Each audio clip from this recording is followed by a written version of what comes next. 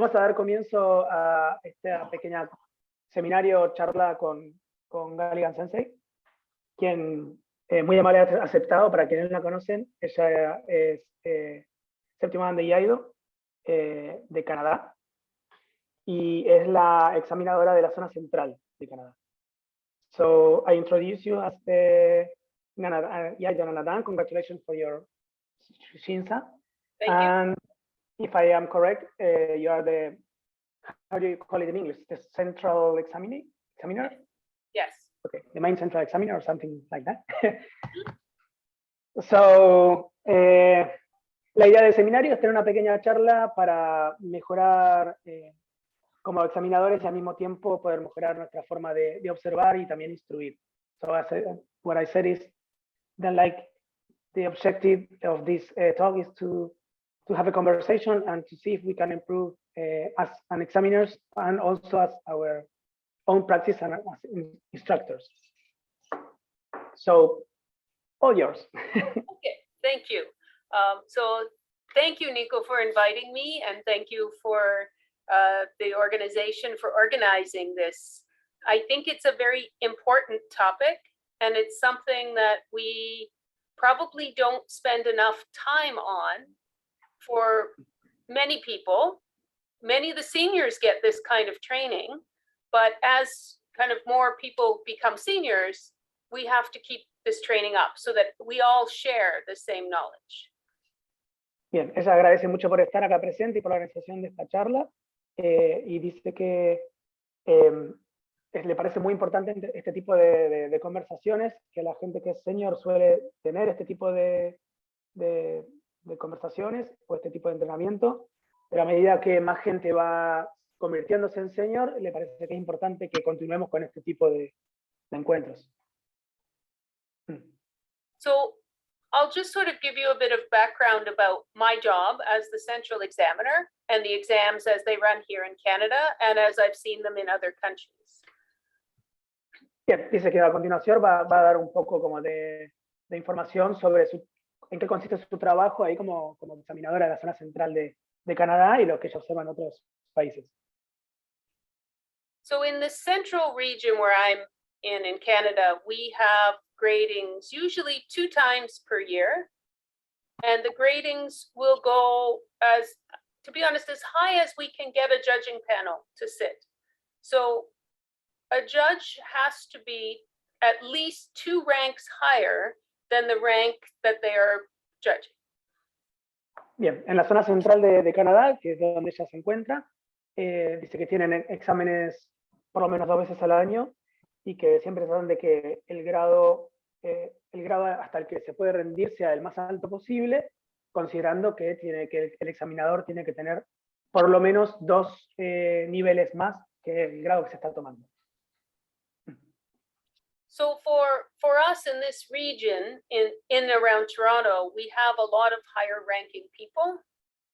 But one thing I always am mindful of, I always try to select from different dojos and try to have the panel be very fair and a bit more, like I said, diverse. Like our own dojo has enough 5th dans and 6th dans and 7th dans that we could hold a grading just our dojo only, but we never do that. Bien, dice que en la zona en la que está ahí en Toronto hay una gran cantidad de personas que pueden ser examinadores, y que su criterio para elegirlos es tratar de que sea lo más justo y variado posible. Si bien, por ejemplo, en el dojo en el que ella se encuentra hay suficientes quintos y sextos danes para armar su propia mesa, siempre trata de evitar hacer esto e invita gente de dojos diferentes. So in some places it is much more difficult to hold a grading, and you probably will not hold gradings as often because of the requirement on the panel that you need. Ideally, you want 6 examiners, and they all must be 2 levels higher than the rank that is currently being examined. There is the one exception. You can get away with 5 examiners if you cannot find a 6, or if conditions are so extreme. The president of the country can approve. The panel is only 5 examiners. So you may see that. Dice que en algunas regiones sabe que las condiciones para armar mesas de exámenes son mucho más complicadas o mucho más complejas, justamente porque se requieren de 6 examinadores que sean por lo menos 2 niveles superior a lo que se está tomando, pero existe la posibilidad de armar una mesa con 5 examinadores, siempre y cuando las condiciones sean bastante extremas y el presidente de la federación o del país lo apruebe. So the actual process of the grading is fairly easy. It starts with, and I think you've all been through it, so it starts with the lowest ranks. We generally put 3 or 4 people out at a time. And as the examiners, your job is to answer the question pass, fail. That's it. You don't have to answer any other question.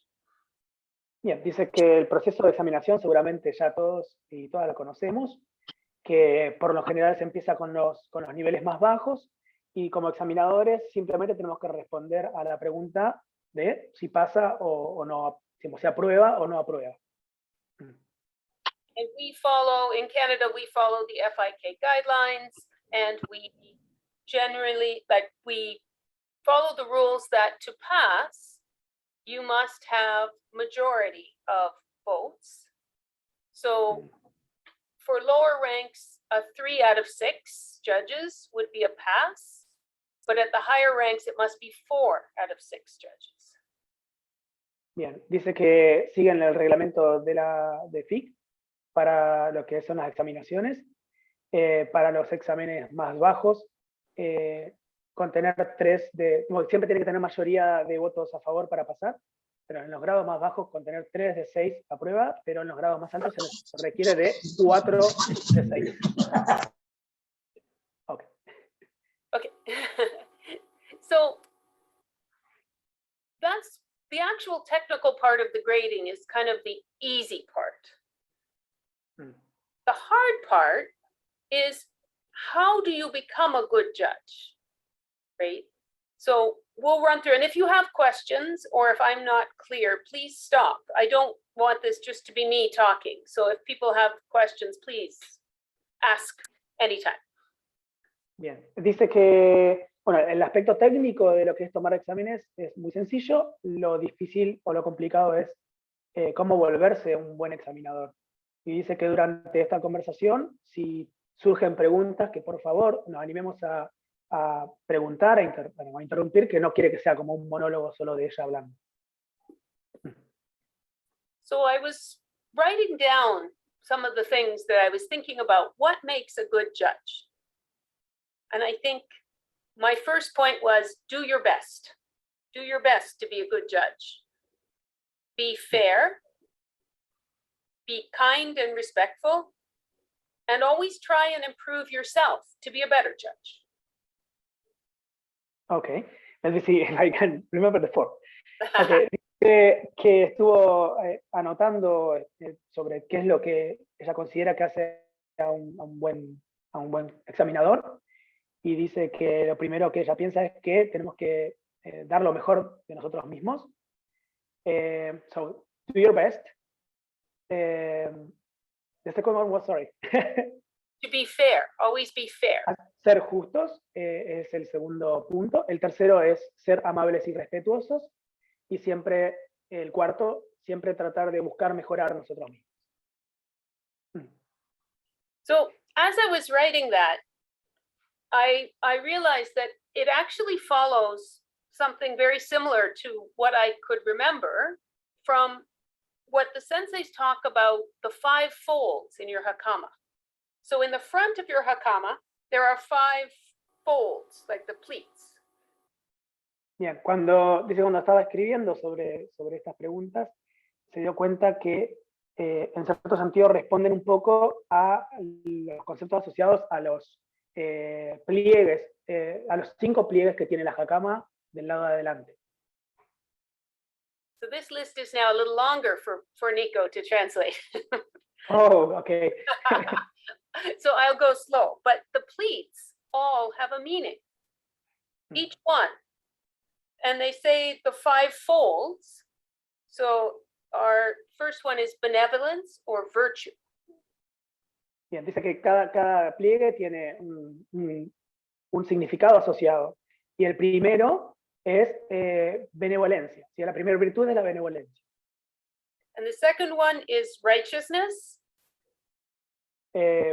Righteousness. How? I can't find the word. So, Kind of to be correct, to be... bien. Sí, ser justo. Sí. Podríamos decir que la segunda es ser justo, ¿sí? Ser correcto. So the next one is gratitude, or to be thankful. La tercera es la gratitud o ser agradecido. The fourth one is wisdom.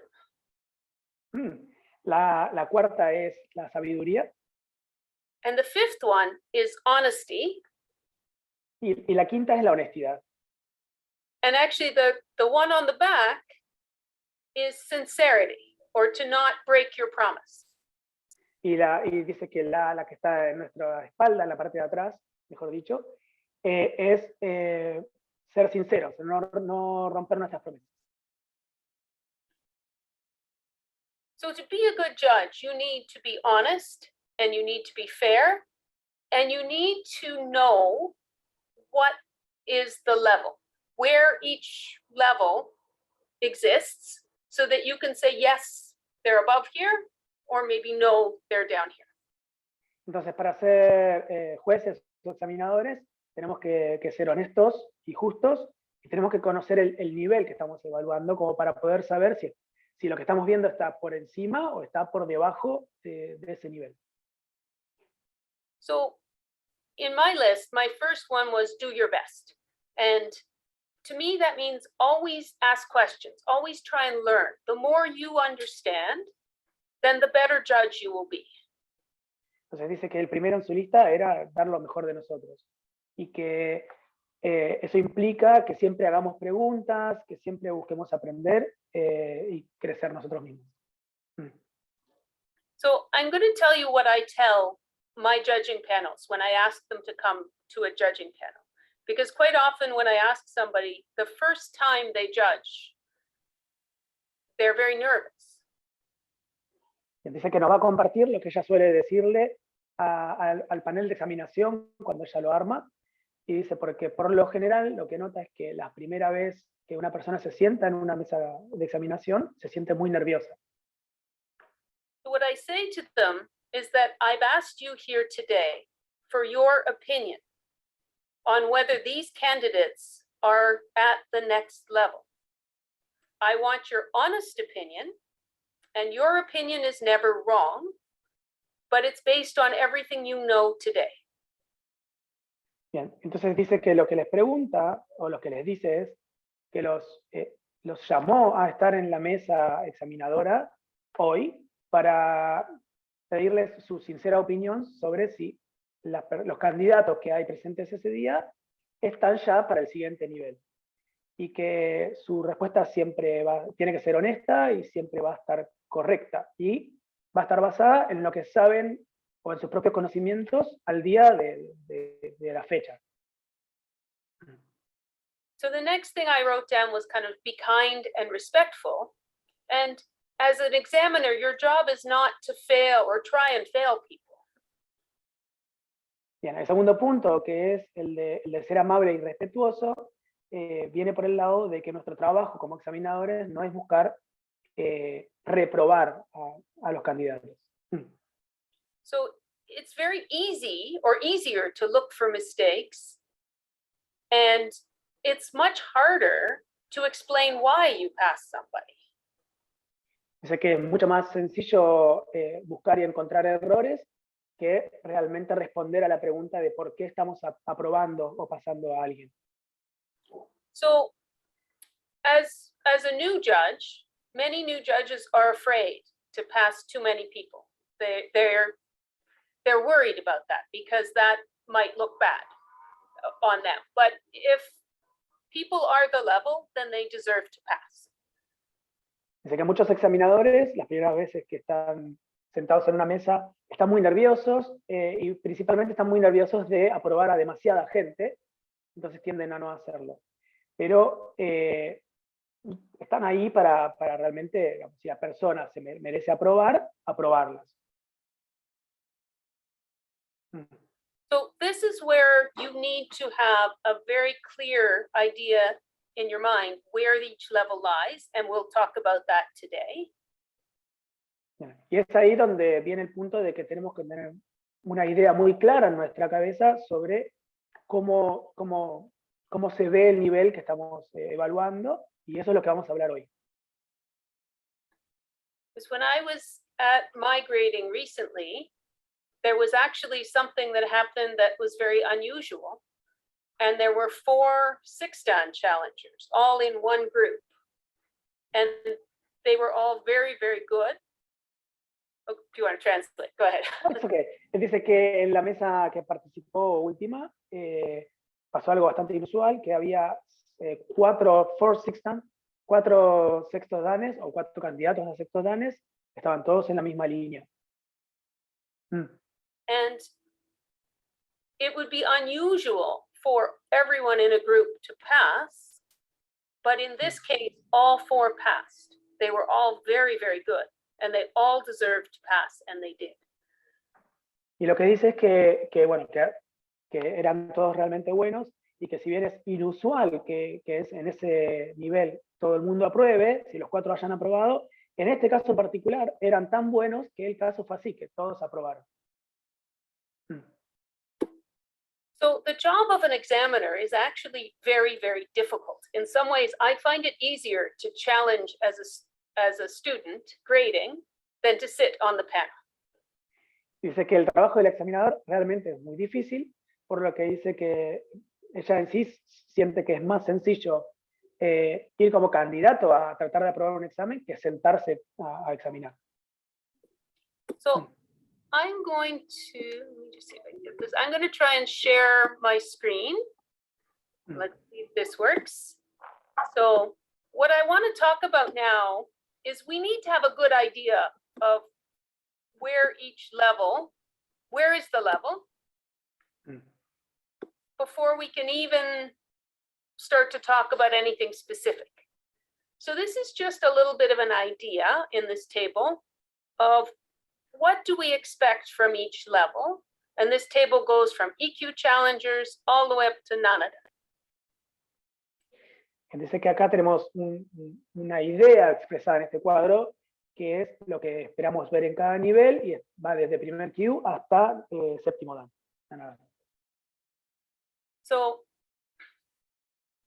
the second row is how long each grade takes before you can become that level, approximately.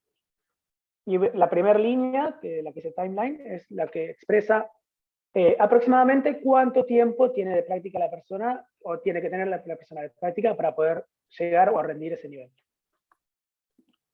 So when we look at each level, we start with EQ. EQs may be in Canada only 3 months, in some countries over 1 year.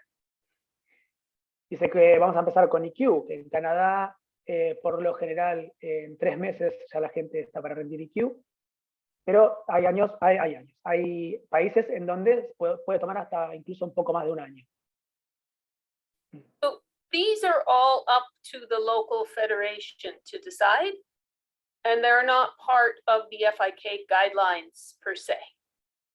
Dice que esto es más una cuestión interna de cada federación y que no están en la guía de examinación de la Federación Internacional. So when I look at an EQ challenger, I know they haven't practiced very long, but I expect 3 things from them. I expect to see them dressed correctly, to do the correct etiquette, and to do the techniques so they can show us the form. Bien, entonces cuando ella está observando a un candidato a primer Q, entiende que no tiene mucho tiempo de práctica, no hace mucho que practica, pero espera ver, sí espera ver tres cosas. Uno es que esté correctamente colocado el uniforme, que la etiqueta sea correcta y que pueda mostrar una buena forma, que pueda mostrar una forma correcta también. So I've had the good fortune to train with many sensei and be in a seminar like this one. And Kishimoto Sensei gave us a seminar like this. And I like the way he described the EQs. And he says, when you have EQ challengers, he says, you have to close one eye because they do make mistakes. And as a judge, you don't want to see all their mistakes. Ok, dice que tú ya tienes la fortuna de haber podido participar de varios seminarios de este estilo y que le gustó mucho cómo Kishimoto Sensei describió un poco cómo es examinar el primer Q y dijo, cuando se examina un primer Q, debemos cerrar un ojo, porque van a cometer varios errores, pero tenemos que tratar de no ver todos los errores.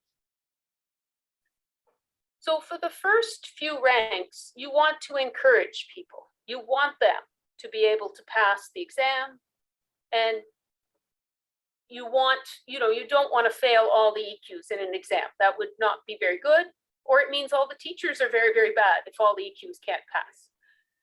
Ok, entonces dice que para los primeros grados se busca no reprobar, o mejor dicho, aprobar a casi todo el mundo, porque es más como motivacional, y que si muchos IQ no están aprobando, quiere decir que no se está evaluando bien, o que muchos instructores están enseñando mal.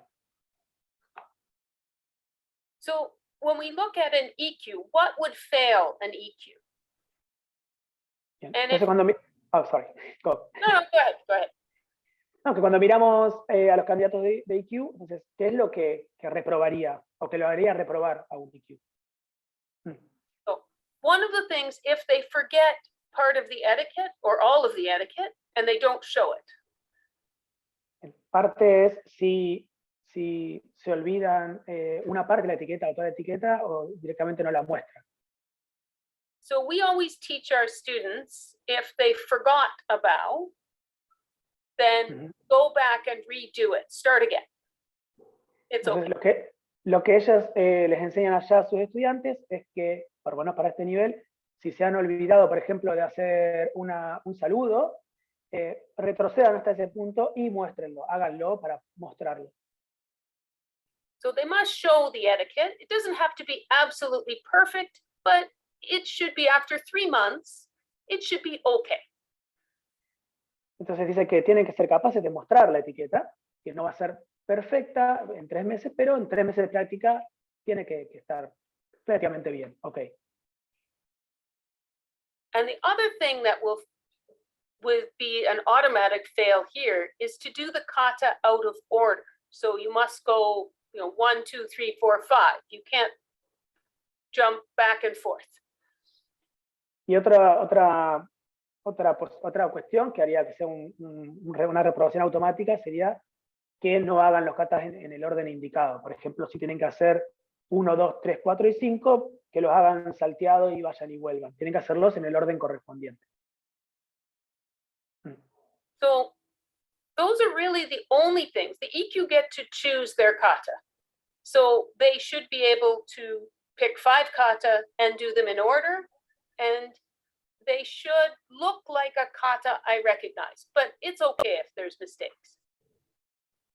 Bien, entonces allá en Canadá los EQ eligen los katas que van a realizar, tienen que hacerlos en el orden correcto, a lo que hayan elegido, y tienen que verse de forma tal que con verlos podríamos reconocer qué kata están ejecutando.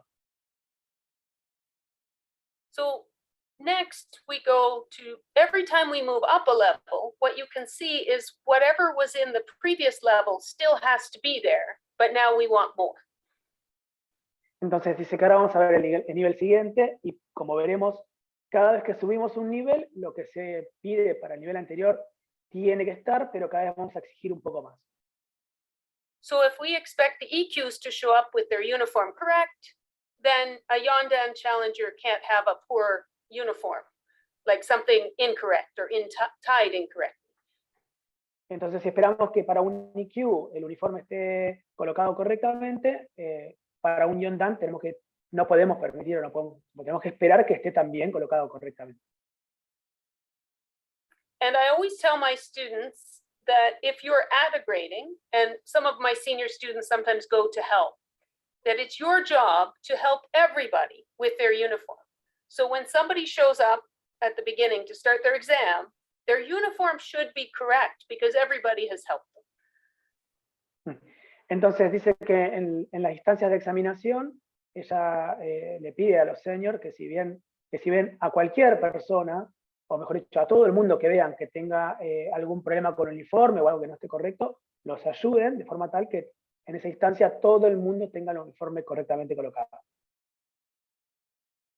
So the rest of this table, I'm going to go through it very briefly because you can see there's not a lot of detail here. But Shodan, Nidan, same. We expect them to be very good. You know, they should have fewer mistakes and they should be much better than the EQs. Entonces va a pasar brevemente por los puntos que están planteados porque no son muy específicos. Y como podemos ver, para Shodan o Nidan, primero y segundo Dan, ya esperamos que sean bastante buenos en el desempeño, y bastante buenos, y tienen que ser mejores que lo que se está viendo en primer Q. And by the time you get to Sandan, you should be more or less technically perfect, like with minor mistakes, but the technique itself is almost perfect. Para cuando alcanzamos el grado de Sandan, esperamos ya ver que la técnica sea perfecta. O sea, puede tener algún que otro error pequeño, pero a grandes rasgos tiene que verse correcta, perfecta. So what you end up seeing is that at an examination, the pass rate for Shodan and Nidan are fairly high, but usually Sandan, it drops. And this is why, because Sandan, at least in Canada, that's how most people see it, is that there's a line at Sandan, that you can't be making a lot of technical mistakes, and we'll talk about those a little bit later. Bien, entonces dice que por lo general cuando vemos las estadísticas en los exámenes, para primer y segundo Dan vamos a ver que el porcentaje de aprobados es generalmente muy alto, y suele haber una caída en ese porcentaje cuando llegamos al nivel de Sandan. Por lo menos en Canadá, dice que no se permite que ya tenga muchos errores, entonces suele decirse que hay como una línea o una diferencia allá ahí cuando aprendimos tercer Dan. And then once you pass Sandan, at Yandan, you really start working on having an opponent. So now we have a check mark for Medske, and we have one for timing.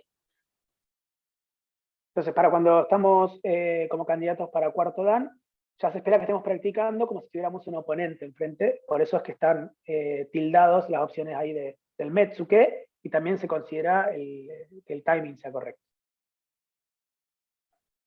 And by the time you've got to Godan, it's another line that's very, very strict. Now you must be technically perfect and have an opponent. So your Medske and your timing need to be very good.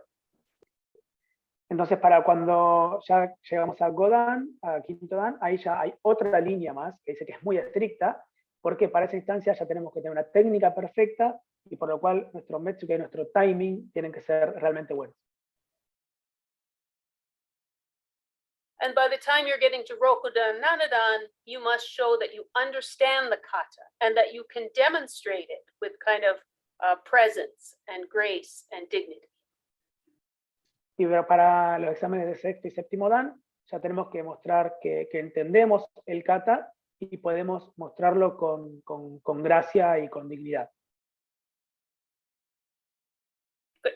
So this is kind of just a big overview, but when you kind of see it in this way, you can kind of see why maybe somebody, when you get to Godan level, for example, you've been practicing for 10 years.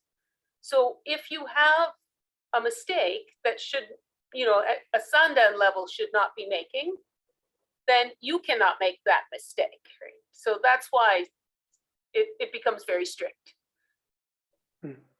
Bien, entonces dice que por ejemplo, para quinto Dan, tenemos entonces el hecho de que, por ejemplo, si hay un error que para técnico que no deberíamos estar cometiendo para tercer Dan, ya para quinto Dan ese error no debería estar, o no debería estar presente, ¿no? We have a question here from Ariel. I think he has no audio because he's traveling, but when you talk about the technique to be perfect, do you mean Do you mean like what the manual says, or the mechanics and the body displacement, like how do you move your body? Yes, and this is, so first you have to follow the manual. If it's written in the manual, you have to follow it.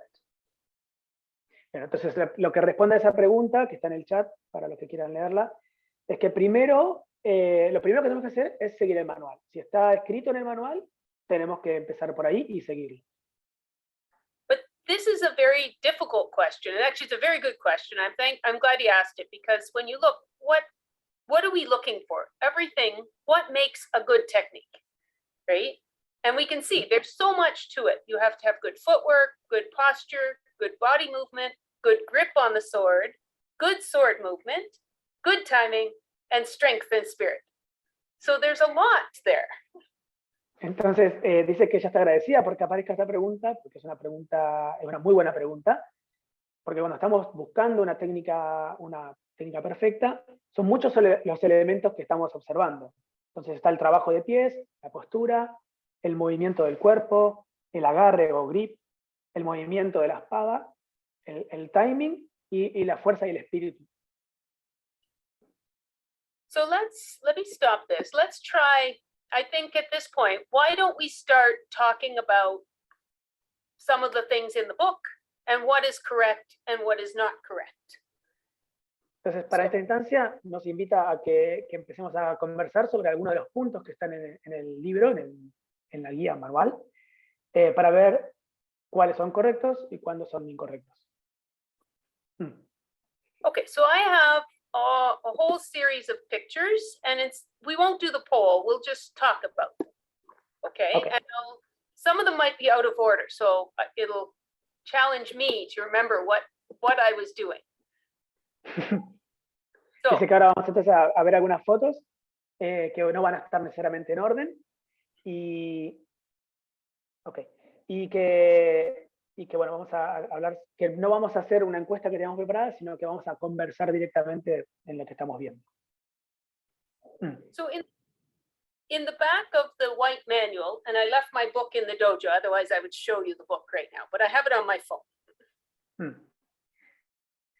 Bien, entonces dice que en la parte de atrás del manual hay una serie de preguntas que dice que ya no tiene ahora el manual en el dojo, pero ya lo tiene en el teléfono también. But there is a points for grading, you can't see my phone, and refereeing I have it on page 35 in the white book, at the back. Dice que en la parte de atrás, en la página 35, por lo menos del manual que ya tiene en este momento, ahí están descritos los puntos de examinación y también de competencia. So it gives you some ideas of where do you start? What do I look for? Well, it's very stressful as a judge if I have to look at everything. So you really want to pick a few things and look for them. Entonces dice que nos da una idea más o menos de qué puntos observar. Dice que cuando somos examinadores puede ser muy estresante tratar de observar absolutamente todos los puntos. Entonces es importante que elijamos algunos puntos y veamos específicamente eso. So this manual gives you some ideas of things to look for. El manual nos da algunas ideas sobre qué puntos observar. So the first point in the manual, and this I'm doing and the first grading point asks, is there sufficient sayabiki? Entonces dice que en este caso estamos viendo una foto de ella haciendo mae, y el primer punto que está en el manual es si hay suficiente sayabiki. So when you look at my right hand has the sword out of the saya, but when you look at my left hand, my left hand isn't really doing very much. Entonces dice que en esta foto podemos observar que su mano derecha ya tiene la espada fuera de la saya, pero su mano izquierda no está haciendo mucho trabajo, que digamos. So, can you see my cursor, or do I have to do a pointer? Can you see? We can see it. Yeah. Okay. So you can tell right now that you do not see the kojiri, right? So my saya is just straight down, and I didn't use my left hand, and I don't have sufficient saibiki. So that's a no right now. Entonces, como podemos observar, donde ella movió el cursor, no estamos viendo ¿sí? las sayas y la parte de atrás de la saya, por lo cual podemos determinar que la respuesta sería no hubo suficiente sayabiki. And this is a very important point in the book, because if you think about, if you take a piece of paper and you rip it in half, you would use both your hands. You'd pull, you'd pull them apart. And that's what you're doing with the sword tip, that you're breaking the kind of the tip out of the saya, and it's generating more speed because you're using both hands. Bien, entonces dice que es básicamente como cuando queremos cortar una hoja y usamos ambas manos para cortarla, y que básicamente es lo mismo que estamos haciendo con la punta de la espada cuando está por salir de la vaina, de la saya. Que estamos como rompiendo, usa la palabra rompiendo, como generando un quiebre, por decirlo así, en ese momento, con ambas manos para darle velocidad y preguntarle velocidad a la espada. I'm trying to figure out how to get to the next picture, so I may have to stop. I have a question about this one. Okay, good. For example, many times as we are examiners, I will do it in Spanish. We are not in front of the candidate, so we cannot. Maybe we are on the right side, and we cannot see the saya turning on the other side. Which other ways to spot that would you advise to look for? Lo que le pregunté es que a veces estamos ubicados en la mesa de examinación con un ángulo que no nos permite ver justamente cómo se asoma la saya por el otro lado. Entonces, ¿de qué otra forma podemos observar ese punto? So, as a judge, I always try and watch everybody's first cut, and I usually try and watch the sword, because I want to see the power in the tip. Entonces, que como examinadora, ella siempre trata de observar el primer corte de todos los candidatos, y que lo que quiere observarlo justamente porque quiere ver como la fuerza o el poder que le transmitimos a la punta. But if, for example, when there's 4 people out there and they're all different times, sometimes you miss 1 or 2. Sin embargo, cuando, por ejemplo, hay 4 candidatos viniendo al mismo tiempo, muchas veces puede ser que nos perdamos de observar a 1 o 2 de ellos. So then you can look, if they have enough sayabiki, and at the end of that, probably the cut was okay, or better. It would be better, because you had lots of sayabiki, you used lots of left hand, so I know the tip was probably stronger. Entonces dice que si bien no pudimos observar cómo realizó el corte, si podemos observar al final si hizo suficiente sayabiki al final del movimiento, lo más probable es que el corte haya sido correcto y que le haya podido transmitir la velocidad o la fuerza correcta a la punta de la espada. So I'm just trying to figure out how to get to the next slide without having to go back each time. Okay. Okay, so let me just select a bunch of pictures, and we will just go through a whole bunch of pictures. Let's see. Okay, I'm gonna have to maybe share it as partial screen. When I make it big screen, I lose the, oh, there it is. Okay, let me try one more. Ahí va a compartirnos la pantalla nuevamente. So as we're doing this, we look through the book. So here's the picture, sorry. Okay. Okay, so let me try it again. Okay, so here's the picture we just saw, I think. Bien, sí, yes. And then, oh, now we've gone to a different video. This one. There we go. We can watch those too later. But so here, no, you can see that the tip doesn't look too bad, but the saya is not there. Bien. Dice que en la foto anterior, dice la punta no, ahí, So, the previous one, en la foto anterior, la punta no estaba en una mala posición, pero se podía observar que la saya no se asomaba, no había suficiente saya Vicky. So that's the first question in the book. So this would be better to fix it. Esto acá se ve más correctamente, esto sería mejor, ¿no? Poder corregirlo. And then we expect that the sword should be just cutting across the eyes. So we're not, you can see the shoulders should be 45 degrees. So it's giving us the correct posture in the book. Entonces dice que tenemos que la punta debería cortar a la altura de los ojos y podemos ver que los hombros están a 45 grados y eso sería como la postura correcta que está descrita en el manual. So, oh, we've gone back. My apologies. I really want to show this video. Here, so the next point in the book is, does the tip come by the ear?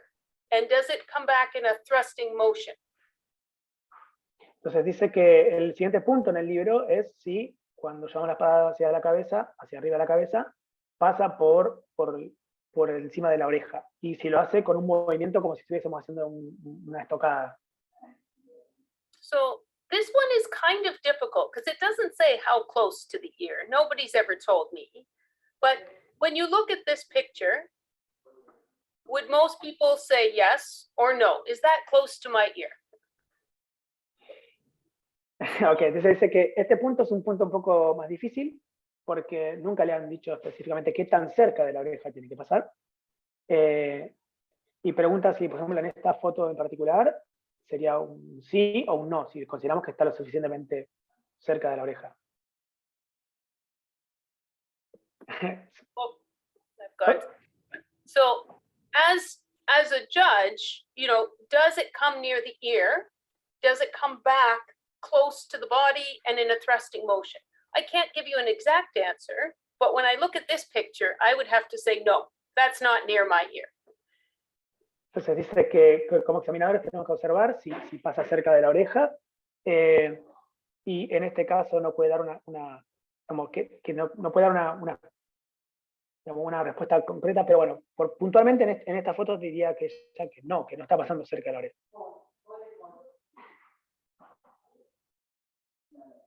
Okay, and then the next actual point is, you know, that you can't drop the tip. So you're looking for how do they handle the sword, and that the tip should come, you know, horizontal and not be dropped. El siguiente punto es que la punta del arma no esté por debajo de la línea horizontal. Lo que estamos observando es básicamente cómo manejan la espada y que la punta de la espada no caiga de la línea paralela al piso, de la horizontal. So I think there you could say that tip is definitely not dropping. En esta foto podemos decir que definitivamente la espada no está cayendo, ¿no? La punta de la espada. That tip is down. En este caso sí, la punta está hacia abajo.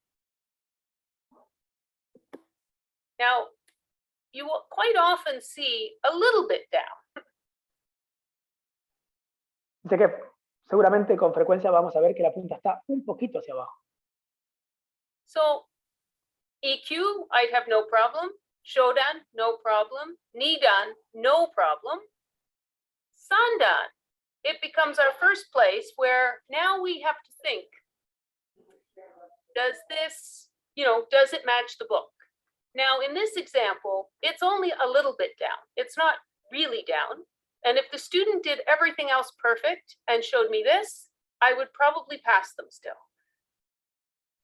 Entonces, lo que dice es que en un caso como este, o si la punta está levemente para abajo, para primer Q, primer Dan o segundo Dan, no tiene ningún problema. Si observa que esté levemente para abajo en un tercer Dan, ya tendríamos que empezar a preguntarnos un poco más al respecto. Entonces, en su caso, dice, en su opinión personal, si el candidato, todo el resto que demostró lo hizo bien, por más que vea la punta levemente caída en este punto particular, lo aprueba igual. So you have to kind of look at the level that you're grading, you're judging for, and you have to kind of, I usually make many notes as students are challenging. And there are notes on things that I thought were not according to book, and also notes on what I thought was very, very good. And notes for what you thought is very, very good or no? Sorry, the last part. Oh, yes, yes. So I put things that are maybe No. not by the book and things that the student does very well. Entonces, si entendí correctamente, dijo que es una lista como de no's con los candidatos y va viendo primero los no de lo que está establecido en el libro, de lo que tiene que cumplirse, y después también sobre los puntos que los candidatos están haciendo realmente bien. And I do that because when I finish judging, and you watch 3 or 4 people at a time, and you have to decide yes, no. And what I like to do is I like to look at the whole thing, right? So I would never say, oh, their tip is down, they have to fail. That would never, Okay. one little thing generally doesn't fail you, but it's if you have many things, that is a big problem. Entonces dice que a ella le gusta hacer ese como listado de nos y de las cosas que ha hecho bien cada candidato, porque está viendo 4 personas al mismo tiempo, y cuando llega al punto de decidir si es un sí o si es un no, le gusta ver como el panorama completo de lo que cada candidato hizo. Entonces, de esa forma puede revisar la lista y no caer, por ejemplo, en el simple hecho de que porque solo la punta cayó un poquito es un no, sino que ve el panorama completo y en base a eso toma la decisión. The next point in the book is the tip is supposed to be slightly down. Now, Bien. Okay, el siguiente punto en el libro es que la punta, cuando cortamos, la punta debe estar levemente hacia abajo. so this tip is a little more horizontal. And sorry, I thought I had another example. Maybe I don't. So the other point in the book is, do they cut without stopping at the top, without hesitating? El punto anterior en el libro es si el corte lo realizan sin dudar, es decir, sin detenerse, arriba.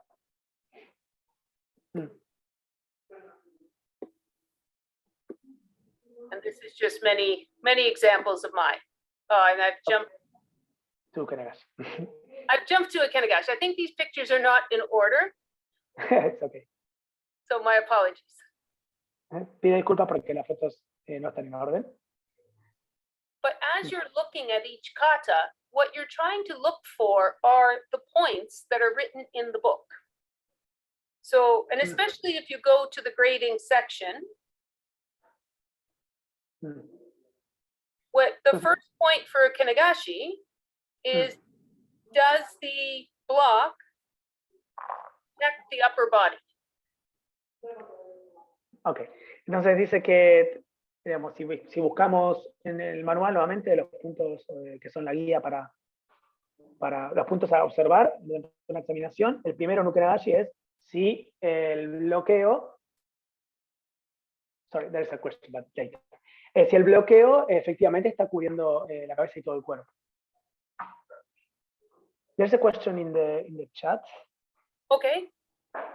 It's in English. It says, you make some marks. Pueden abrir los micrófonos. If you want, you can open your mics and ask yourself. So it's a conversation. Hi. Okay, so go. Hi, Sensei. I would like to know if you make some markups during your shinsa, or just make mental notes to Jude if you say yes or no. Because I think that is not too good. Your the opponent, the Kenshi, see you make many markups. I think that could be disturbing during the shinsa. Is my opinion. I would like to know about you. What I do, I write a lot of little notes, and I tell my students, I write lots of little notes, and they're more to me. They're not about the student. But what I try and write the notes in such a way that I don't look at the paper. I just make a few words to remind myself. at the end. I don't write that much, but it's up to each judge what they want to do, right? So some judges will write almost nothing. Some judges write a lot, and some judges just put little, like a question mark or an X or a check mark. So it's up to you, because the grading sheet will be handed in. And really what the only thing they look at are yes and no. But the other thing they do look at, and we've been asked in recent years, is that if you're going to say no, to write down at the end why. A little bit why. Why did this person not pass? So, Okay, entonces, sorry, I forgot to translate. no, it's okay, it's not that hard. So, lo que preguntó Silvio es si cuando toma notas, esas notas de las que estaba hablando, las hace en un papel o las hace mentalmente. Y más que nada, creo que la pregunta vino por el lado de que tomar nota no se vuelva una distracción de lo que estamos observando. Y Sensei lo que le contestó es que en su caso particular ella toma notas, eso obviamente depende de cada persona, de cada examinador, y que en su caso ella toma muchas notas, pequeñas notas, trata de hacerlo de forma tal que no tenga que estar mirando el papel, porque puede seguir observando hacia adelante. Pero dice que eso puede ser muy variado. Hay gente que no anota nada, o apenas que alguna que otra marca, otras que hacen signos de pregunta. Ella en su caso toma pequeñas notas, con pocas palabras, y dice que cuando llenamos el papel de examinación, donde ponemos la cruz o el círculo si pasó o no pasó, lo que están pidiendo últimamente, más allá de ver el resultado, es en el caso de que pongamos de que no aprueba una persona, pongamos por qué no la estamos aprobando. Hi. So I just want to make it clear though, the sheets really, they only look at the yes, no. We hand the sheets in. So any notes written on them are really for two reasons, just for yourself. And the only reason they asked for clarification or just a note in case they failed someone is that some judges, when they put a circle around the check mark or an X on the paper. That's all you're supposed to do. And some people have circled and it's not clear if it was yes or no. Okay. So they write circles where? Let me stop. Let me show you. I've got an example of Oh, okay, great. Vamos a hacer un grading. ejemplo. Where is it though? Take me a Carlos, en el chat no sé si es una pregunta, pero si es una pregunta, estás invitado a realizarla. So this is not a secret. So Okay. there's nothing on the grading sheet, to be honest. This is a very old draft of one, but I'll just show you what it looks like, because basically this is what the judges get. So each practitioner has a number. You would be asked, they have to do 5 kata. So there's room for 5 kata and a room for comments. And then there's a check mark and an X. So the first challenger, you would circle the X or the check mark. Pass, fail, that's it. So you can see there's nothing secret here. Me dice que así es la ficha de examinación que le reciben los examinadores allá en Canadá. Como podemos ver, hay para marcar en cada uno de los katas que están realizando, una sección para comentarios, y después tienen que hacer un círculo en si lo aprueban o no lo aprueban. So that's why you understand. Ours is different. Okay. Aha, yes. Okay. We only put a circle or a cross. Okay, yes. And comments. Yeah, but there's space for comments. Some judges write a lot. Some judges write almost nothing.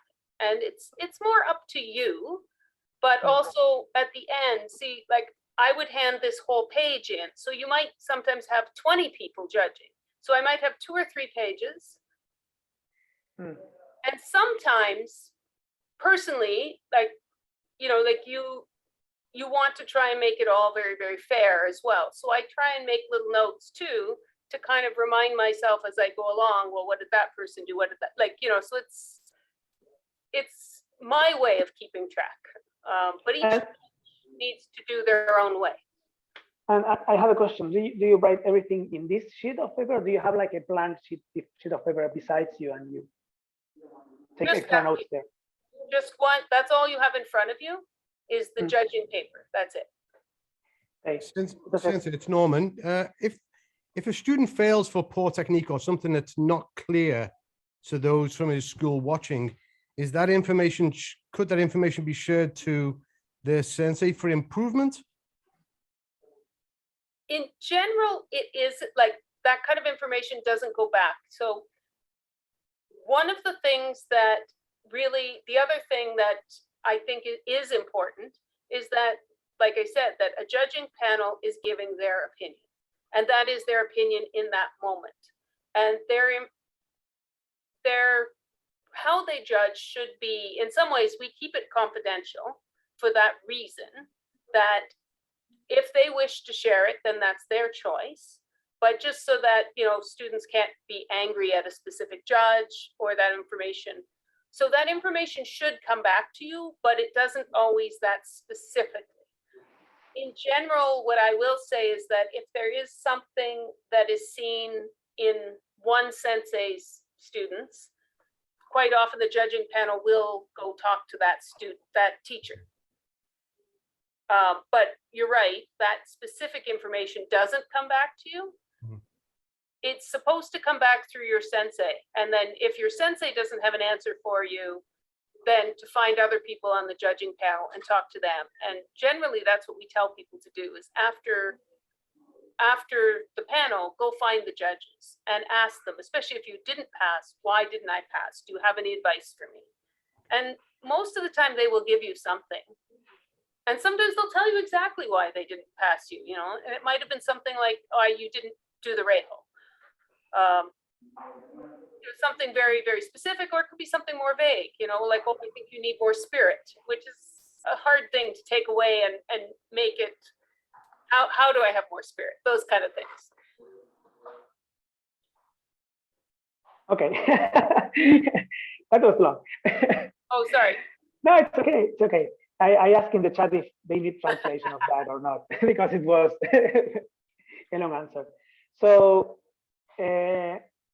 about asking the judges, because sometimes they said, do not come and ask judges. And sometimes themselves, they ask, if you want, come in and ask me whatever you want to know. So do you find that is there a polite way to, because sometimes we don't know, as we are our own instructors, we don't know maybe why we fail. And our instruction is during those seminars. And how would be a polite way to ask what to focus on our training on if we fail or even if we pass, because we need more information to keep going. Yeah. I think my recommendation is probably start with your own sensei and ask them. And if they have a clear answer for you, and if not, then, ask them also, like you said, certain judges definitely do not like to answer this question. And they will tell you, go talk to your sensei. Don't talk to me, talk to your sensei. Right?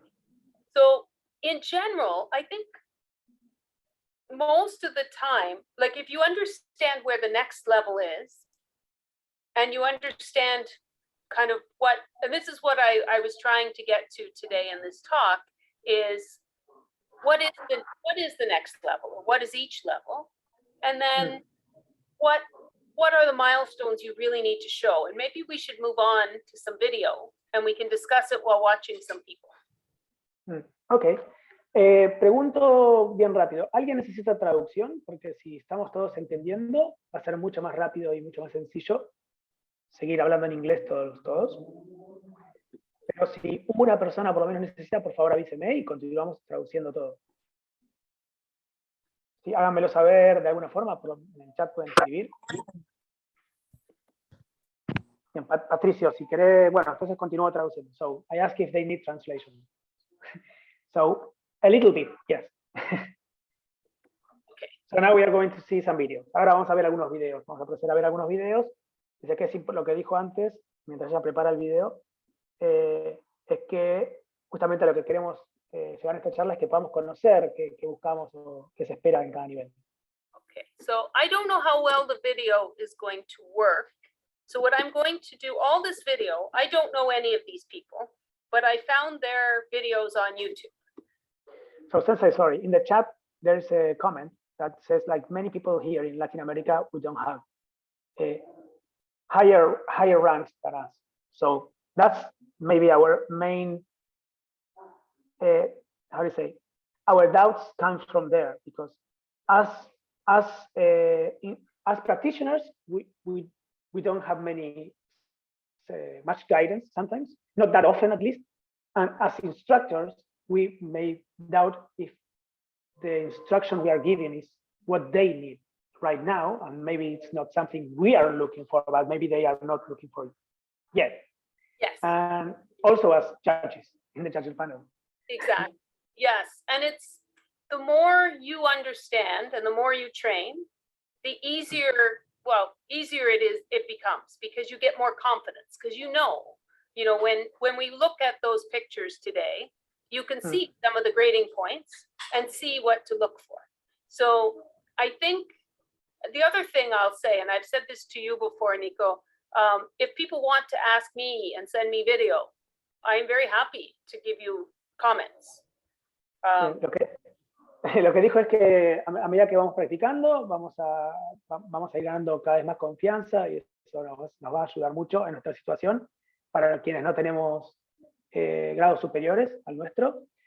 Y también lo que está diciendo ahora es que como lo ha dicho ya previamente en otros seminarios y a mí, ella nos invita a que cualquier pregunta que tengamos, incluso si queremos enviarles videos para tener devoluciones, ella está más que dispuesta a ofrecerse. Hi. So let's watch this video. And I think this video, I'm going to put the link in the chat just in case it doesn't play for everybody because of this. And you can go back and look at these. I don't know any of these people. Bien, dice que va a ver, que pone acá el link del video en el chat, que vamos a ver un video. Lo pone en caso de que, para las personas que no se les reproduzca correctamente ahora cuando lo comparta, y también para que las podamos volver a ver. Y justo cuando la interrumpí estaba diciendo que no conoce a ninguna de estas personas. Hi. Okay, so let's see how this works. Let's see. Okay. Do you see a video? Yeah, so far so good. Yes. Okay. I don't know if I can make it bigger. Let's see if I can make this bigger. Okay. So there's 3 people in this video. So let's just watch them right from the beginning. Yeah. Vamos a observar las 3 personas, vamos a observar desde el principio. This is the beginning. Okay. And you can see, so we're just going to stop this right now. So 3 people, and you can see there's a difference in the sword angles of how they're sitting down. And the person on the far left, you can see they're really leaning backwards. So dice que bueno, hay 3 personas que ya podemos ver que hay diferentes ángulos tanto en sus espadas como, por ejemplo, la persona del fondo está bien visible, que está inclinada hacia atrás. So right away, if these are the 3 people in front of you, you can see they're different levels right now. Even just sitting down, I can see that. Entonces dice que con solo verlos sentados ya podemos darnos cuenta que tienen diferentes niveles estas 3 personas. And then we'll let this keep playing. And I just want to see if I can catch them. Oh, I went a little too far. Let's stop here. Okay. So we'll watch this again and I'll slow it down. But if we stop now, we can again see that this person on the far left, they're really not drawing the way these 2 people are drawing. See how late their sword is. Their body's moving, but their sword is not.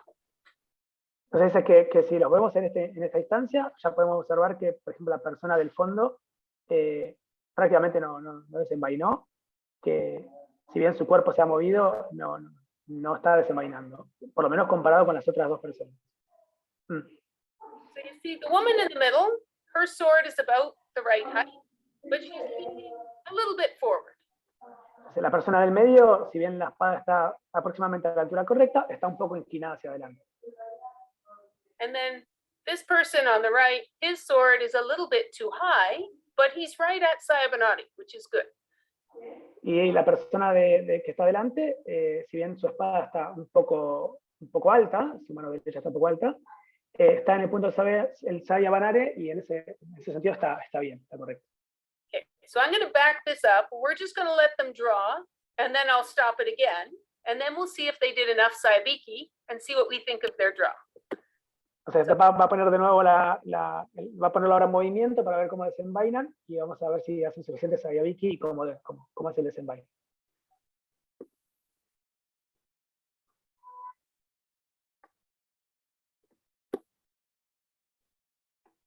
So when we look at this, so all three of them, nice flat draw. There was nothing technically wrong in the draw that I could see from this angle. Desde este ángulo dice que en ninguna de estas personas podemos ver que haya nada técnicamente incorrecto en el ángulo del desenvaine, por lo menos. But we can see this person at the far end is not really doing Sayabiki. La persona que está al fondo podemos ver que no está haciendo Sayabiki. Woman in the middle, it's hard to say, but I don't think so. La del medio dice es difícil de decir, pero ella cree que no. And then this gentleman here is doing Sayabiki. Is it enough? If you were in front of him, maybe you would want a bit more, but maybe not that.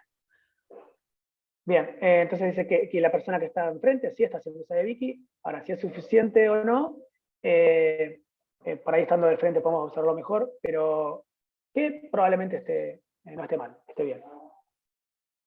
So now let's see, does the tip go by the ear? Vamos a ver si la punta va hacia la oreja. Oh, we went a little far.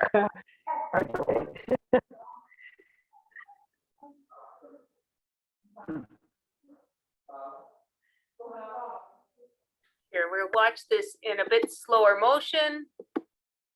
Vamos a verlo en velocidad un poco más pequeña. Here we go. Here. Más lento.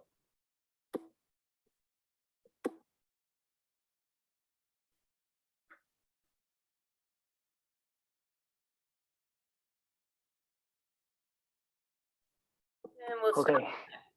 So you could see the same thing. This man here on the right tipped it close to the ear, but the other two did not. Entonces, como podemos ver, la persona que está más próxima a la cámara, su punta sí fue hacia la oreja, mientras que las otras dos personas no fue así. So right now, even just as we were talking, you can see we have three people, three different levels. Que mientras estamos en este punto, mientras estamos observando, podemos ver que ya hay tres personas y tres niveles diferentes. And you can see here that the man on the far left, his sword tip is too high. Podemos ver que la persona del fondo, cuando realizó el corte, la punta está demasiado elevada. The woman in the middle, see how her hands are a little bit forward? La mujer del medio tiene las manos un poco como hacia adelante. And see how this gentleman, his is more correct. Mientras que el hombre que está más cerca de la cámara está más correcto. So, let's put them back at the beginning. We're going to watch the whole kata. It's only 1 minute, and we'll watch it in real time now. Ahora vamos a ver el kata completo en velocidad normal.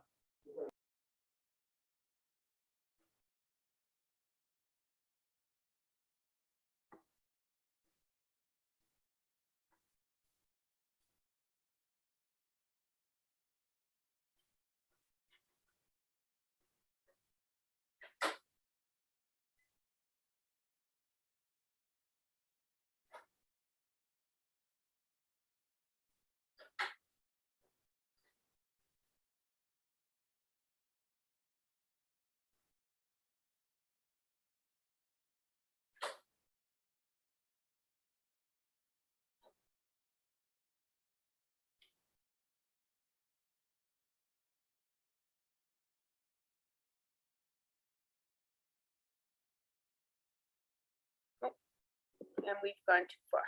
Okay. So now we have to think about if this was a grading and what rank we would give these people.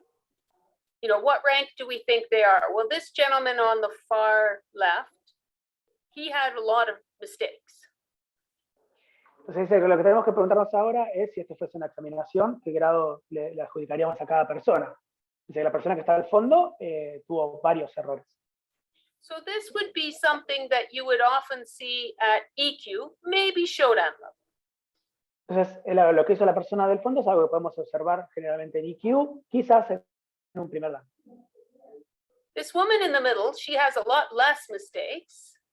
So I definitely think she's, you know, Shodan, maybe Nidan level. La mujer que está en el medio tuvo definitivamente menos errores, por lo que ella considera que debe ser primer dan o quizás un segundo dan. And then this gentleman here on the end, he's closer to third dan level. We didn't see a lot of mistakes.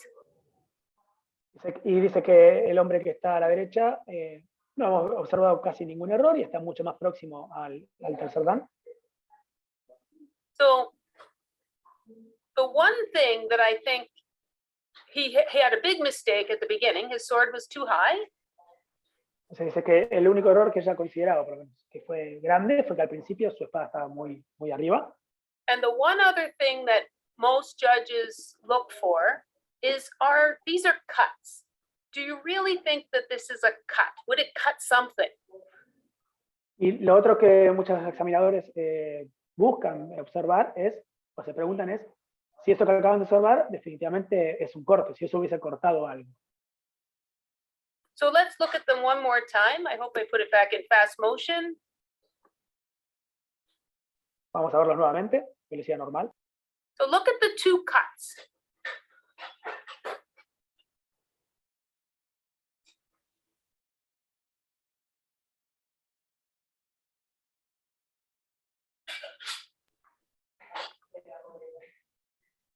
Okay, and that's probably enough. We don't have to watch the whole thing. Bien. Uh-huh. But when you look at the cuts, this gentleman here on the right, we said was a little bit closer to third dan level. Uh-huh. But his cuts are about the same power as this woman's here in the middle. Dice que si bien, por ejemplo, dijimos que la persona que está a la derecha está más cerca de un nivel de tercer dan, sus cortes tuvieron básicamente la misma energía o fuerza que la mujer que está en el medio. So third dan level is how many years practice, right? So when we think about it like that, somebody needs about 4 years, maybe 5 years to get to third dan. I have to look at my table. Entonces dice que aproximadamente una persona para rendir tercer dan se supone que tiene 4 o 5 años de práctica.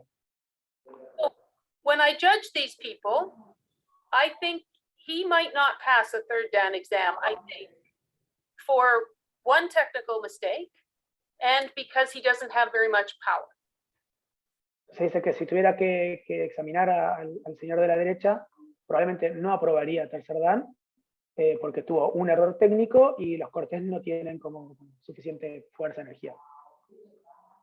So I think this video shows a very good example of progression of different levels of different people. And as you read the book and you see, are they correct points? Se dice que este video le parece que da buenos ejemplos de lo que es el progreso en la práctica and correct points. ¿Sí? Y lo que son los puntos de examinación correctos. Okay, so let's stop that. So if I may. Yes. So if I may, for example, even before they start, for example, the woman in the middle has like the better posture because she was like actively sit down. So I was expecting her to maybe get the points better than the man that was in front of the camera. Yes. But then when she start like going forward and back and stuff. So yes, I think I was almost thinking the same thing about the levels I guess they have. but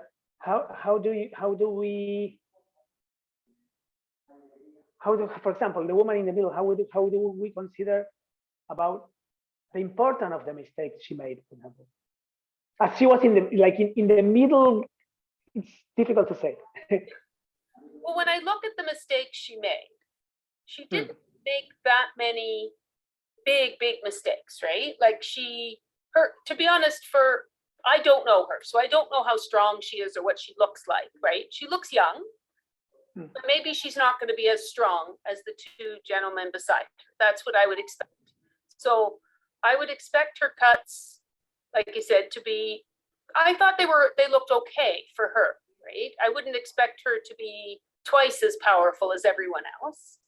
So as far as power, I thought she was okay. As far as posture, I thought she was, like you said, she had moments where she was very good. And then she had some extra movements. But again, up to third dan, I wouldn't worry about that. And sorry, and one last question about the power of the cuts. I wasn't expecting like strength. Oh, sorry.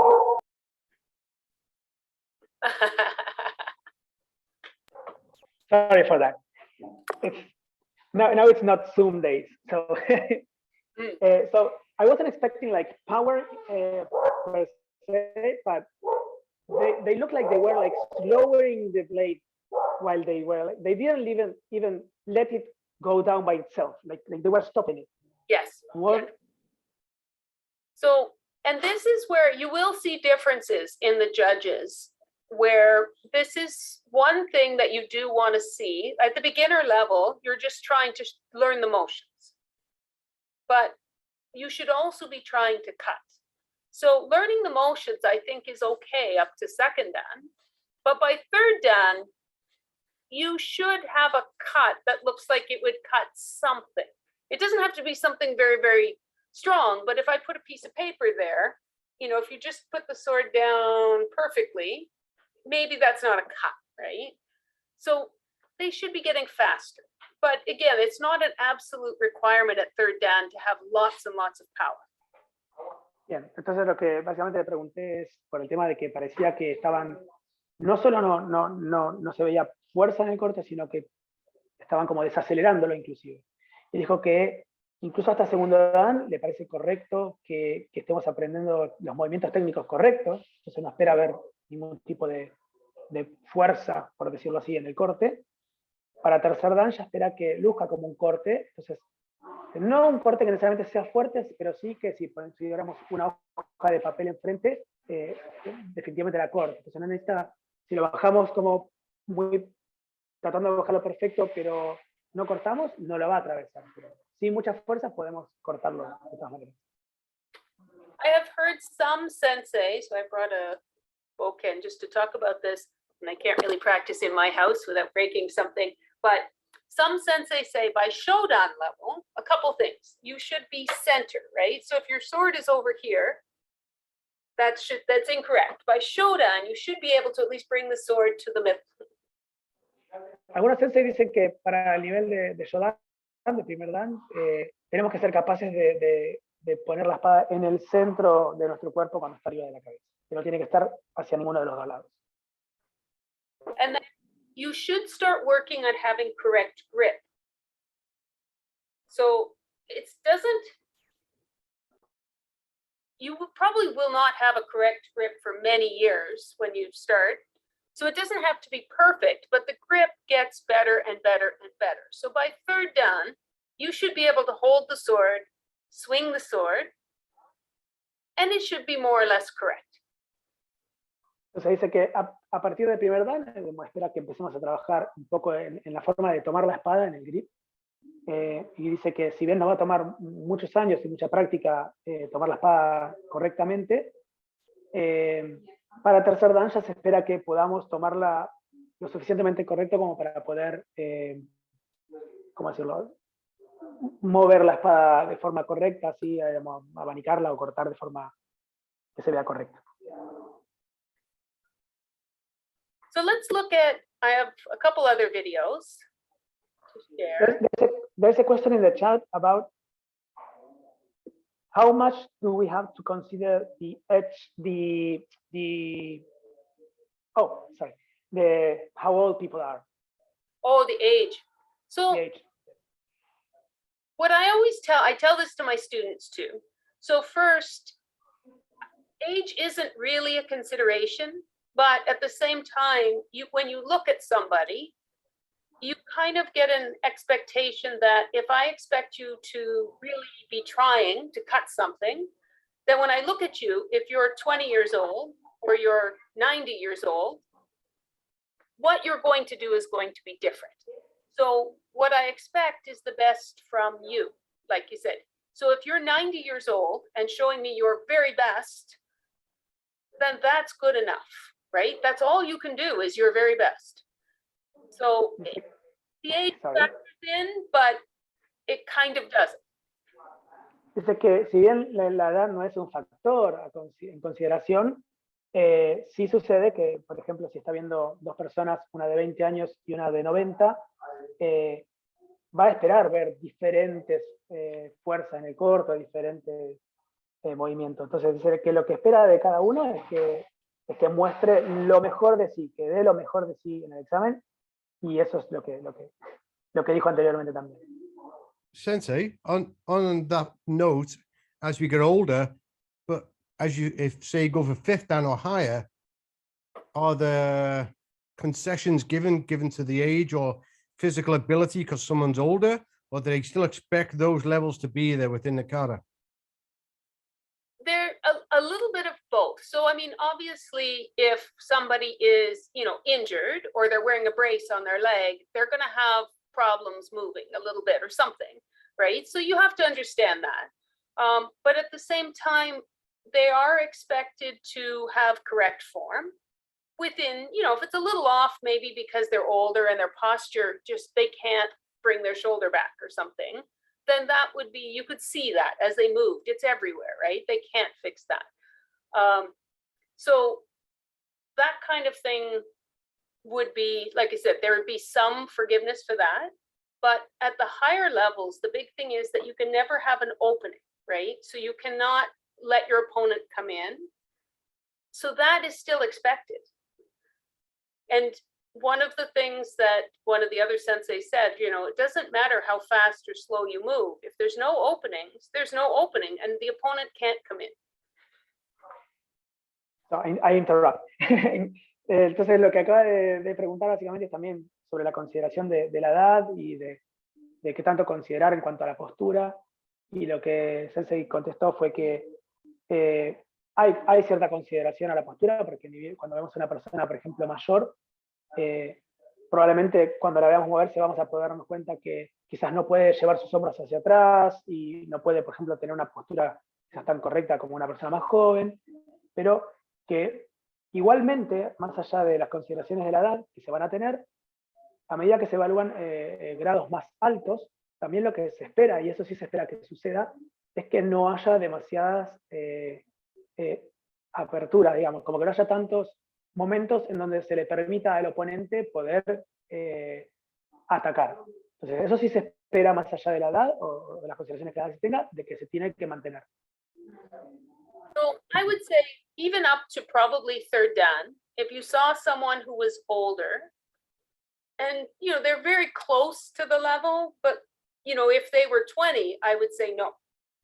But because of their age, maybe they can't do things as correctly, I would probably pass them. Like I said, you do want to be generous. You do want to take into consideration their situation. And it would depend on the level that they're challenging and how close they are to that level. There is still a standard. They can't be down here. They have to be showing some elements of that level. But we do also want to encourage people, like you can't just say, oh, you can never pass if you're, over 80 years old and you can't straighten your back. Entonces, también lo que dijo es que, por ejemplo, hasta el nivel de tercer dan, si la persona está realmente muy cerca del nivel, por ahí ya tiende a pasarlo, siempre va a haber un estándar de más o menos lo que se espera en cada nivel, entonces no vamos a probar a una persona que esté muy por debajo, pero tampoco quisiera que se llegue al punto de de que si una persona está mostrando las bases del nivel que se está evaluando, no reprobarla, por ejemplo, porque no sea capaz de enderezar su postura o echar sus hombros hacia atrás. So there are two questions in the chat. Franco, ¿querés realizar la voz? ¿Te animás a salir del micrófono? Si no, la hago yo. If not, I can ask. So it's in English already. So, it says, like the man on the left on the previous video. What if his leaning posture is caused by age? Do we overlook stuff like that? Well, I think that you already answered. Yeah. Almost, yeah. Bueno, esa pregunta más o menos ya fue respondida, es acerca de la edad y si tenemos que considerarla, más o menos como en el caso del hombre del video. And then there's a question, Jorge Morales, let me translate it.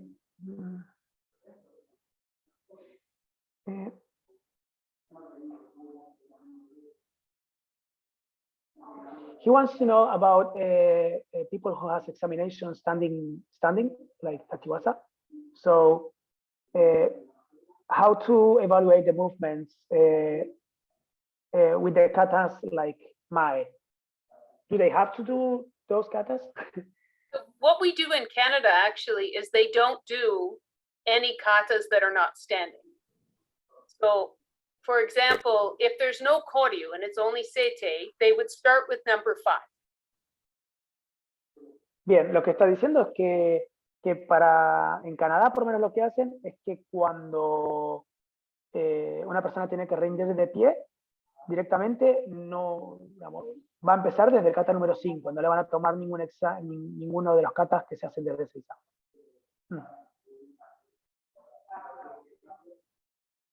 So, no more questions. Already. Okay. So let's watch a video and let's try the poll afterwards. Ok, vamos a entonces ver un video y vamos a lanzar una pequeña pregunta de si pasa o no pasa. Yeah. So the person we're going to watch, let's imagine they're challenging Shodan level. Shodan, ok. Yes. So, Entonces vamos a imaginar que la persona que vamos a ver a continuación es candidata para rendir primer dan. so give me one moment to set the video. Entonces, luego de ver el video va a aparecer una pregunta en pantalla, van a tener unos segundos para responder si consideran que esa persona aprueba o no aprueba. Okay, and I'm going to share the link for this video as well. It's somebody I found on YouTube. También dice que nos va a pasar el link por si alguno lo puede ver bien por acá, para que lo vea por YouTube.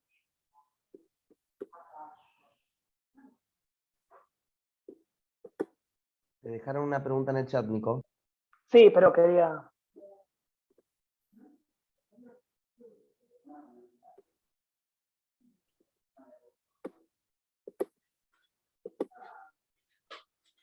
Then we have a question in the chat, but let's see the video first. Okay, so this woman's video, I may stop it, but let's just watch. There's no etiquette, so. No hay etiqueta y puede ser que lo detenga, pero vamos a observar.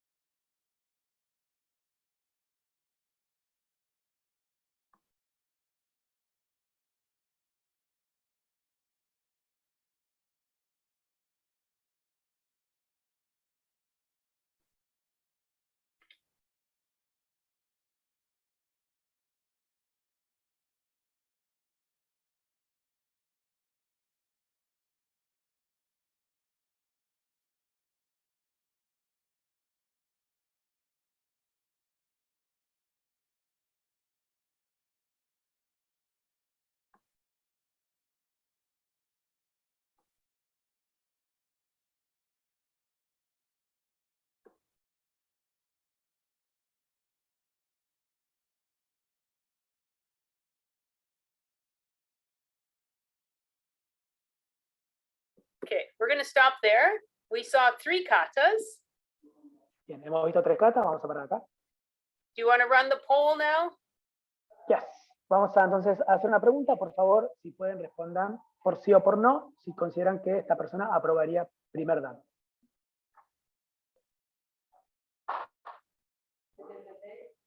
Deberían ver la pregunta en la pantalla.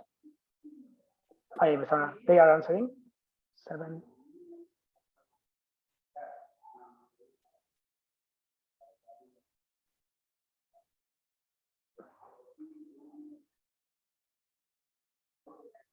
Okay, I think 12 people have answered. Let's close it there. Ahí terminamos. Should I share it? Yes, please share it. So, this is the answer. These are the answers. Okay, so most people said yes. One Mhm. person said no, or I don't know, it's 15%, Two. sorry, no? Yeah. 2, so, good, so I said yes. Yeah. So, and I'm just gonna tell you, there were mistakes. There's definitely mistakes. So there's reasons why people could say she should fail. But let's go back and watch this again. And I'll tell you what I like about her katas. And there's places I don't like about her katas, obviously, and we could fix them. I would even think maybe Nidan. Almost Nidan. I was about to say the same. I would probably even pass her at Nidan, and I'll tell you why. Now, Sandan would be a no, because you can Yes. see technical problems. So let's go back to the beginning. Vamos a ver al principio, a volver a verlo. Dice que incluso puede aprobar segundo dan, pero tercer dan definitivamente cree que no lo hubiese aprobado. I'm going to slow it down a little bit so we can talk about it at the same time, but we can turn it on again. So Vamos. her movements are good. Her sword is a bit slow here, and her cut is too high, but I like the spirit. Look how much speed is in those cuts. The tip is too low now. Ochiburi is nice and big. She's showing good tip control. There's good power there. Her hand should be a little more forward. The tip is a bit low, but overall her body is moving very well. So definitely she is much stronger than an EQ. And for Shodan, I think, she has mistakes, but mistakes are allowed. Just how big are those mistakes? If the grip is very wrong, I would say no. If the cuts were really, like I said, her cuts and her draw were high. They were definitely high. And maybe looking in front, they were too high. Entonces dice, básicamente lo que dijo es que el movimiento del cuerpo es muy bueno, que los cortes se ven bien, más allá de que el primer corte fue alto y el segundo corte quedó un poco bajo. El chiburi fue muy grande y fue bueno, que muestra un buen control de la punta, indiferentemente de que después, al final del chiburi, la punta está quizás un poco baja y podría llevar la mano un poco más adelante. Si el grip hubiese estado mal, o el control de la espada hubiese sido malo, hubiese considerado que no, pero ella considera que más allá de esos errores que marcó, fue muy correcto. So now on Ushiro, Similar. It was similar. shows good posture, good turn, a lot of strength to the cut, still too high. But you see her, maybe she stepped a little far forward with her left foot, and the tip is very low. So that's way too low. But still, she has good movement. The form is pretty good. The tip here is again too low, but it's the same mistake we saw in Mai. Which changes her feet, a little bit of a lean, but still very strong. You can tell she's been practicing for some time, that she has good control of the body and needs a bit more work controlling the sword in certain places. Dice que hemos observado una muy buena postura, un muy buen giro. Algunos de los errores incluso ya son los mismos que hemos observado en el primer kata, como la punta muy alta o el corte demasiado bajo, pero que muestra realmente una muy buena postura, un movimiento del cuerpo que se nota que tiene un buen tiempo de práctica. que se lo ve bastante como fuerte o estable el movimiento. So her biggest problem is grip. So Dijo que también que tiene un poco de problemas para controlar la espada en ciertos puntos del kata. Y recién dijo que su mayor problema es el grip. Sorry. the cut too high on Nukitsuke, that's easy to fix because her hand is just, she's drawing a bit high and her hand is too high. You just push that down. But the cut down, what is happening to her, I think, and I can't see it, is I think she's losing the grip like this, and the sword is sliding up in her hand. Entonces dice que el primer corte en el Nukitsuke, que es un poco alto, es muy fácil que lo pueda corregir. Simplemente está la mano muy alta y por eso el corte sale alto. En cambio, el corte vertical, ella considera que si bien no lo puede ver desde acá, debe de verse a que la forma que está tomando la espada hace que la espada se le deslice o se le salga un poco de la mano izquierda.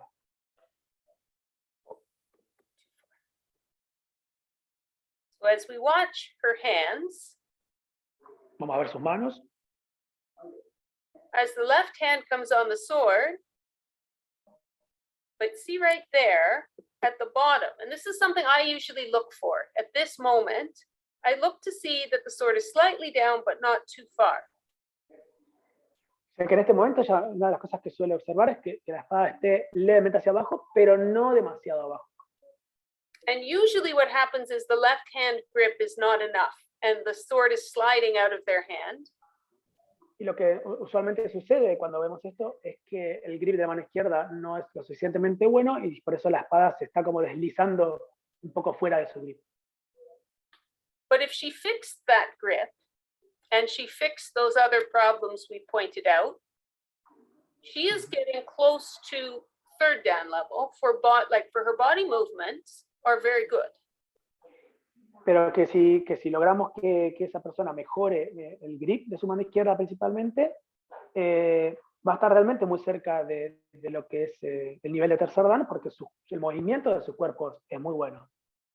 One person in the chat is suggesting that it is easy to see the grip in Ushiro, in the 46 seconds. It's 6 seconds? 46.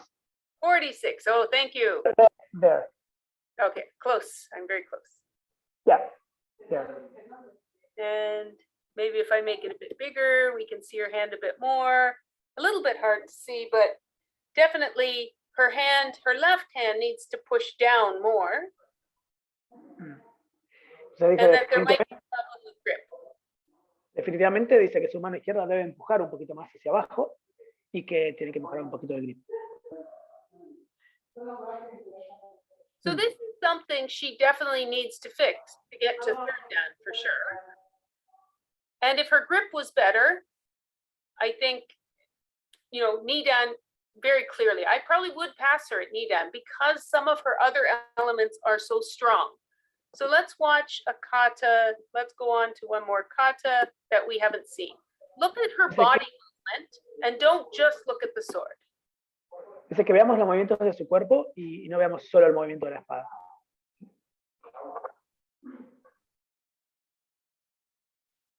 Sword is too far there. La espada está un poco lejos, Sword is nice. pero el giro fue bueno.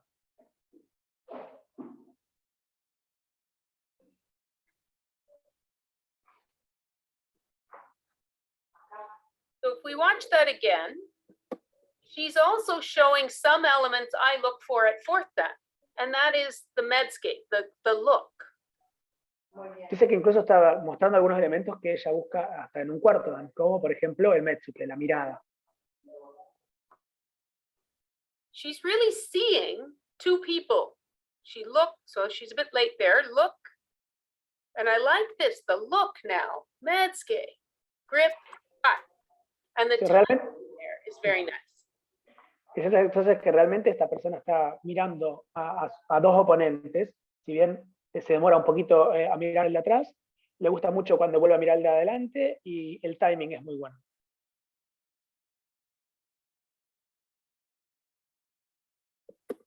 Okay, so I think you're starting to see though that as people start to show some elements that maybe are above their level, it brings them up a little bit in terms of that, yes, they still have mistakes. But if she was challenging Shodan or Nidan, she is showing me a few things I look for at Yanda.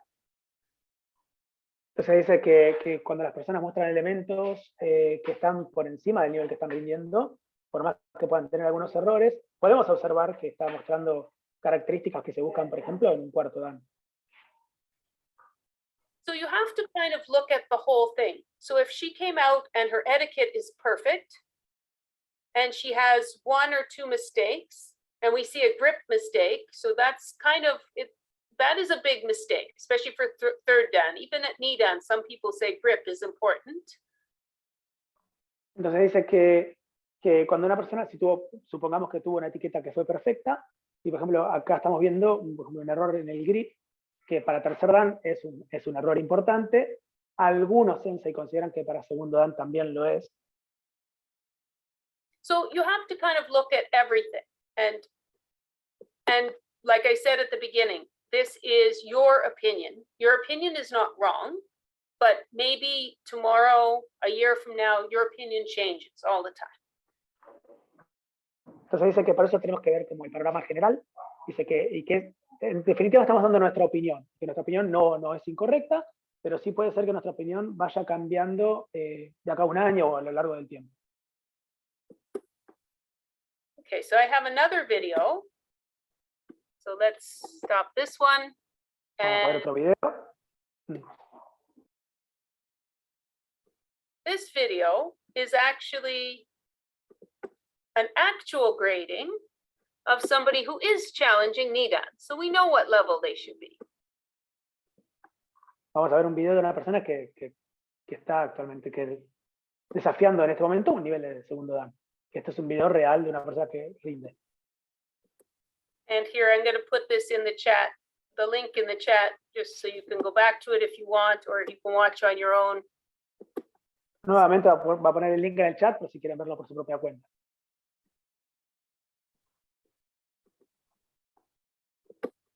So we're going to do the same thing again, but this time we have to decide, is she Nidan level? Vamos a hacer de nuevo entonces lo mismo, nada más que esta vez tenemos que decidir si es segundo dan.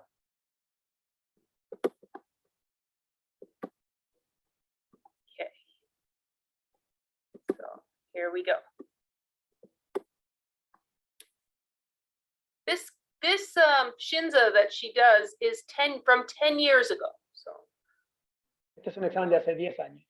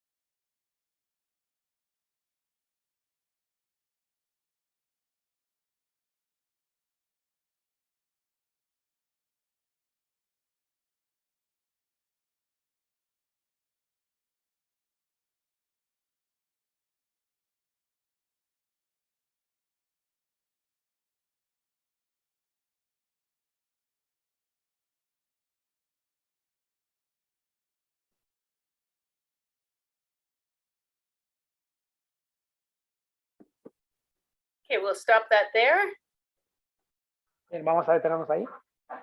and we'll start the poll. Ok. Y ahí va. So, again, a pass or not for Nidan. ¿Se opinan que aprueba o no aprueba segunda?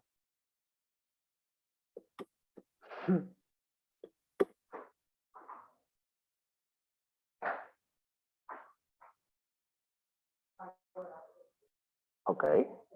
Vamos a frenarla. So, stop and share. So we have 79% say yes and 21% say no. So this one was actually very interesting because I said no, and I'll tell you why I said no. And I only said no for one reason. This exam was 10 years ago. If it was today, I would have said no because she has a mistake in the etiquette. Ok, dice que este es un caso muy interesante porque dice que ella hubiese dicho que no. Este examen dice que fue hace 10 años, pero si fuese hoy, diría que no, porque she has problems in the etiquette. You said that? Yes. Que, So tiene, I'll show you there. vio que tiene problemas en la etiqueta, que ahora nos lo va a mostrar. And if this was, like I said, at the time she did this was correct. What she did was correct. Ah, ok. Hace 10 años cuando ella rindió esto era correcto. But it has changed right now. Lo que cambió al día de hoy Are her heels together? ok. La pregunta es si sus talones se están tocando en este momento. Es And un that would cambio. be enough. A mistake in etiquette can be enough to fail you, especially if we just did a seminar all weekend. We told everyone heels together and her feet don't move. Now, at that time, that is correct. That was not taught. Entonces dice que para ese entonces esto no era esto estaba correcto, que no era un error, pero que, por ejemplo, especialmente si ya estuvieron en un seminario durante todo un fin de semana donde les dijeron que tienen que unir los talones, esto lo consideraría un error en la etiqueta. But otherwise, I thought she did very, very well. Pero salvo esto, considera que lo hizo realmente muy bien. So I do agree with most people that she deserves to pass NIDA. Así que ella está de acuerdo con la mayoría de las personas y que se merece pasar segundo año. So otherwise, her etiquette is very good. Her movements are good. And she didn't have that many big mistakes in the cut. Dice que en la etiqueta en sí estuvo muy bien, salvo por el punto de los talones que mencionó, y que realmente hubo muy pocos errores. See also her sageo is not in thirds. También podemos ver que el sagueo no está en tercios.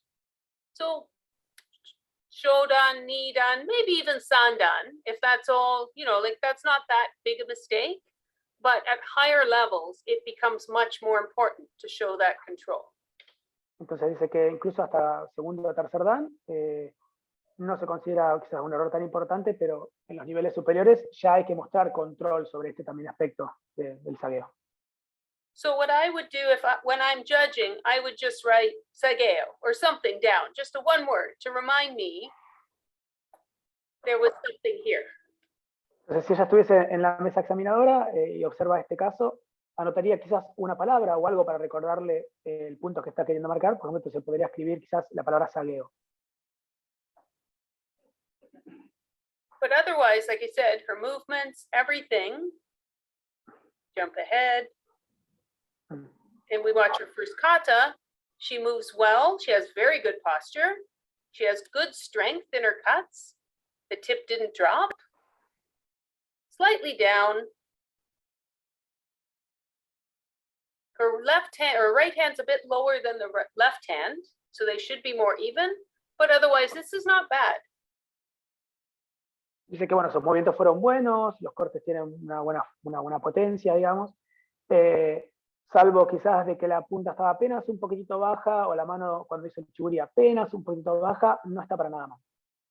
So even when we look at her now, let's imagine she was challenging third dan. That mistake, her hands aren't the same height. Now she's had a little bit of a problem with the segeo. Let's watch one more kata and let's see if we were looking at her for third dan now. Like I said, when I say technically perfect, it's not 100% perfect, but let's say 90%. Is it almost everything perfect? Entonces vamos a pensar ahora como si estuviese haciendo tercer dan. Y cuando pensamos en perfecto, no pensamos un 100% de perfecto, sino un 90% de perfecto. So there her tip is down, but again, she was probably taught that way. So otherwise, I don't see mistakes here. Entonces dice que si bien la punta estaba un poco baja, probablemente ella haya aprendido de esa forma o le hayan enseñado de esa manera, pero de lo contrario no ve ningún error en este kata. So if she was challenging third dan, you can have some small things happen, obviously, like segeo not in thirds. I would probably still pass. Entonces dice que si estuviera rindiendo, por ejemplo, tercer dan, puede haber algunos pequeños errores como el sagueo o por el estilo, o la punta levemente baja, pero igualmente podría llegar a pasar. But her body movement is good. She doesn't turn the way we teach the turns, but it's possible there's some sensei that teach it this way. So I think this is the way she was taught. And this was correct at that time. Dice que los movimientos del cuerpo realmente son muy buenos y si bien no gira como lo enseñan allá, probablemente esté girando de la forma en que le enseñaron. At the turn, she turned her back heel. She's following all the grading points in the book. So she would, in my mind, we could even consider passing her for third dan. Dice que básicamente está siguiendo todos los puntos del manual, así que incluso en su mente quizás hasta podría probar un tercer dan.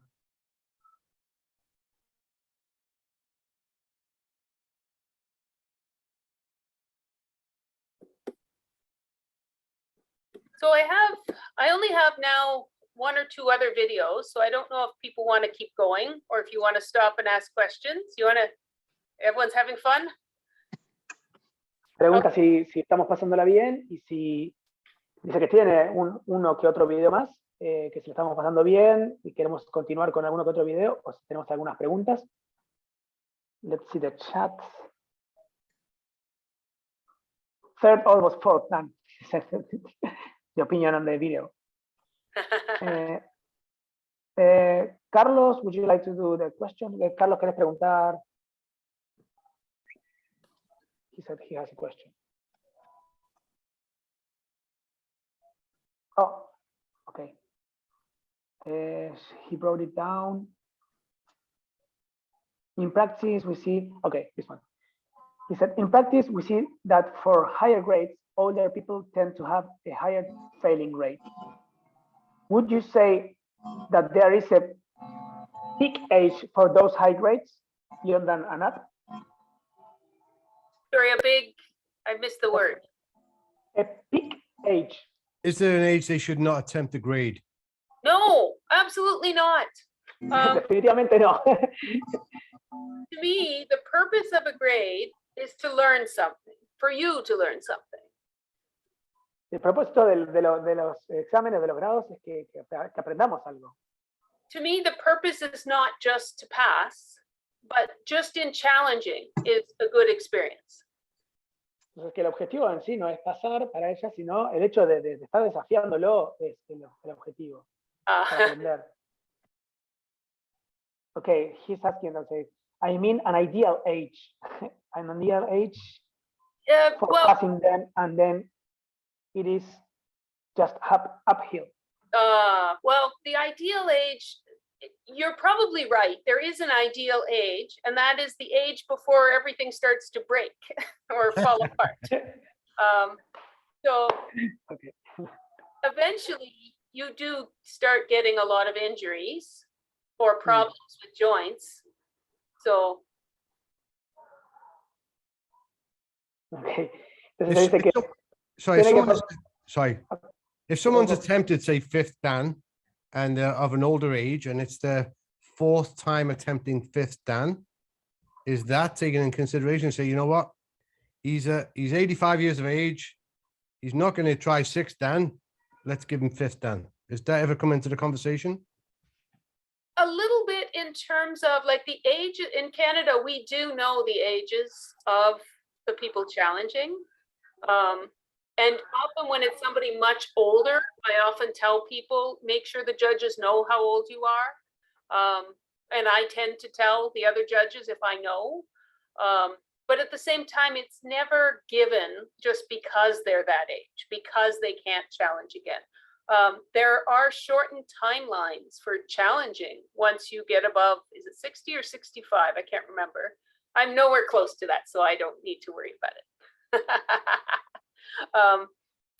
But they shorten the timeline, so you don't have to wait maybe 6 years to challenge 7th Dan after 6th Dan. You can wait 3 years and then you challenge. And this is all on the FIK website, so we can find those numbers for you. So that's one consideration that is given. Certainly, like somebody older is going to go slower, perhaps. That's not taken against them, right? You can still do very good Iaido slow if there's no openings, if you're showing proper grip, proper form. Probably they would be given more consideration for mistakes, like small things, like let's say every time they cut, the tip is slightly down. You know, that's probably not going to be absolute fail. No, it would be a consideration, right? So those kind of things would take into consideration, but every judge has to decide. In my mind, they need to be close to that level for sure. If they're just below, I think I would be more generous. But as they get up higher and higher level, I think that window for being generous gets smaller and smaller.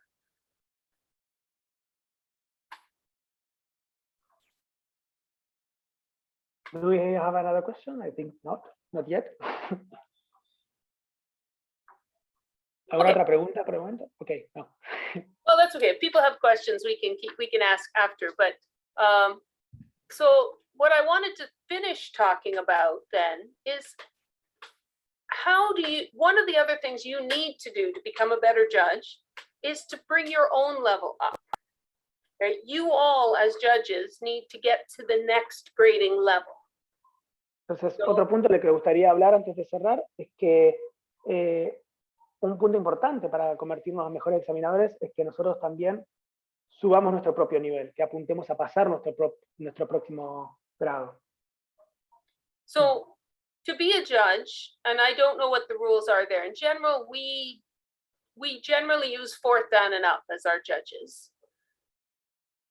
Dice que desconoce cómo es en nuestra región, pero que allá por lo general el criterio es que para ser un examinador tenés que ser 4º Dan para arriba. But the rule, I believe, reads that you must be 2 levels higher. I don't believe there's a minimum. Pero cree que la regla es en general en todos lados es que tiene que tener 2 niveles por encima del examen que está tomando, que no cree que haya un mínimo. So the more that you can become on 1 level higher means that you and your country can now allow grades to go 1 level higher as well, which is fantastic. Entonces, a medida que también nosotros vamos a ir aprobando nuestros propios exámenes y subamos nuestro nivel, eso quiere decir que en nuestro país también vamos a poder ir habilitando exámenes de mayor nivel y eso es fantástico. So I think all of you, and I think speaking to Nico, my understanding is that many of you are challenging kind of 3rd, 4th, maybe 5th Dan level would be your next level. Entonces dice que por lo que estoy hablando conmigo, cree o considera que la mayoría de nosotros, acá por lo menos en Argentina y en el sur del país, del continente, estamos apuntando a rendir nuestros exámenes de 3º, 4º o quizás 5º Dan. So my recommendation to you is to keep trying to get to that next level. And we looked at the different levels, and I have a video, which is, I think, a very nice example of a 5th Dan level. Entonces dice que su recomendación para nosotros es que sigamos intentando siempre pasar a nuestro próximo nivel y que tiene un video que considera ya que es un buen ejemplo de lo que es un 5º Dan. And I know we have Pam here who just passed her 5th Dan level. Unfortunately, the video I have of her is from behind, so I didn't use her video. Dice que tenemos acá presente a Pam, que hace poco pasó su 5º Dan, pero lamentablemente el video que tiene de Pam es desde la espalda, así que no es el video que vamos a ver. So we'll share this video and let's look at some of the things that this person does. Bien. Vamos a ver este video entonces y ver los puntos que esta persona está haciendo, mostrando. And like I said, I don't know any of these people. Y como dijo antes, no conoce a ninguna de estas personas. Okay, so here's the next video we will watch. Ahí está el link para los que lo quieran ver.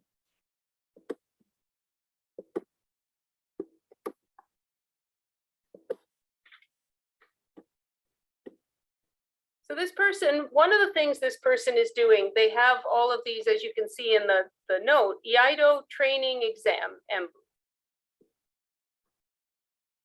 Bien, esto es una exhibición de lo que es el entrenamiento para examen.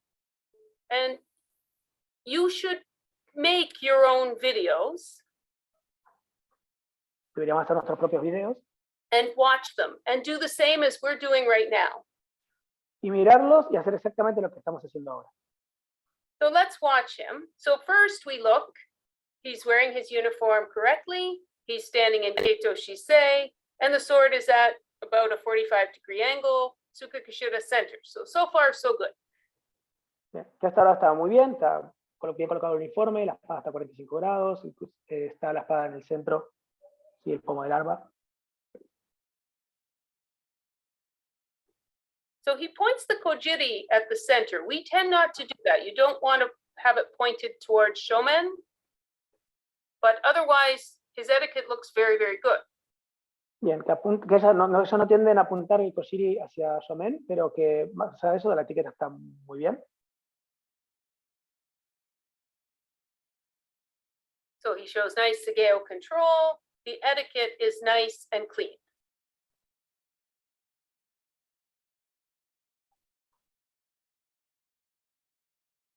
So he's moving naturally. The kojiri goes to center. Maybe he's a little off center.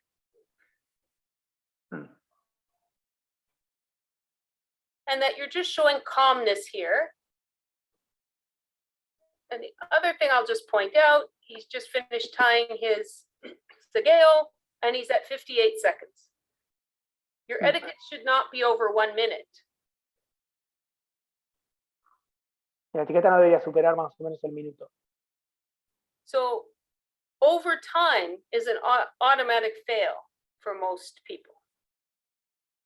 Para la mayoría de las personas, pasarse del tiempo es desaprobaríamos automáticamente. So that's a big consideration at higher rank. Now he is Shinden style, so he's going to do 2 koryu. Even as a judge, you will be asked to judge people who are not your school, but you can see he's got nice, smooth movements. The cuts are big. There's no hesitation.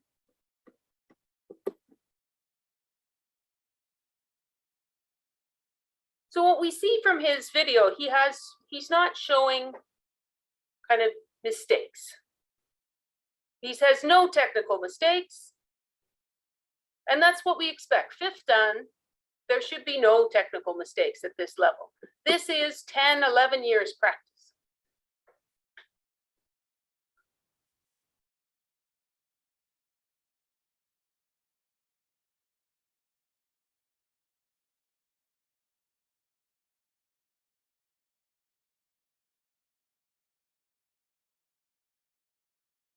A bit unusual. He doesn't do hakama ki, but he would be following his sensei.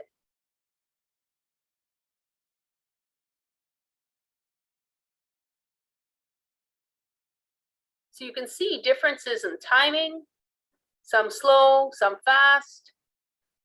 There's strength in his cuts, and there's a kind of a definite kind of purpose in the movements.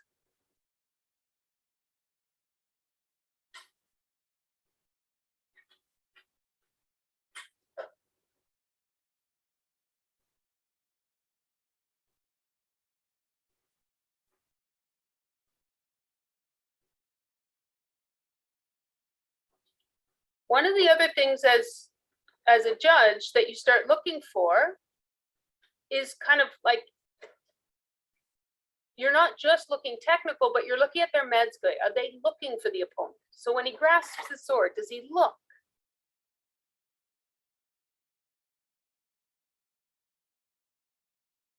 So that look wasn't that fast. Some people do that a little faster.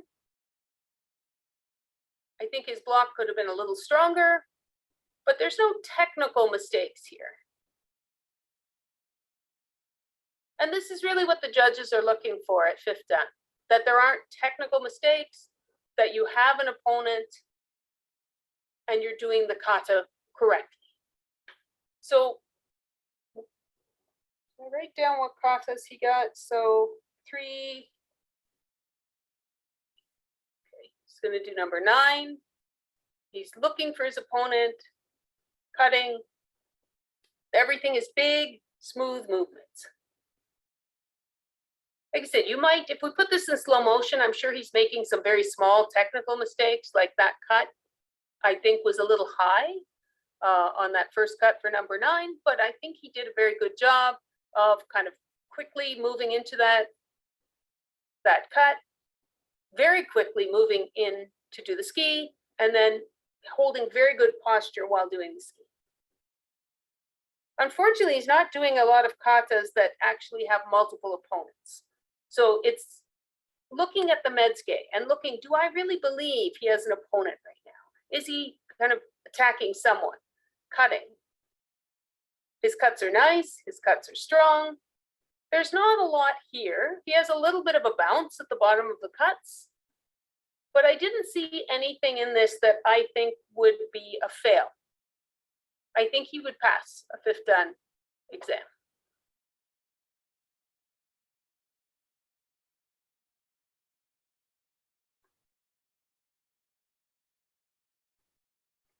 So I saw in the chat that there was a question about sixth dan. The question you need to start asking at sixth dan, and we'll use him as an example for now. Let's go back to his Ikenagashi. Number 3. Here, no. Okay. So for sixth dan level, it's not about being technically perfect anymore. It's really about, do you have an opponent, and do you understand the kata, and are you really making this real?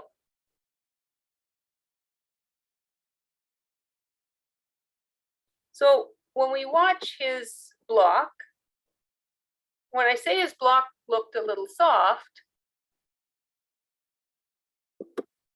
let's watch that again. Do you really believe somebody is attacking this man?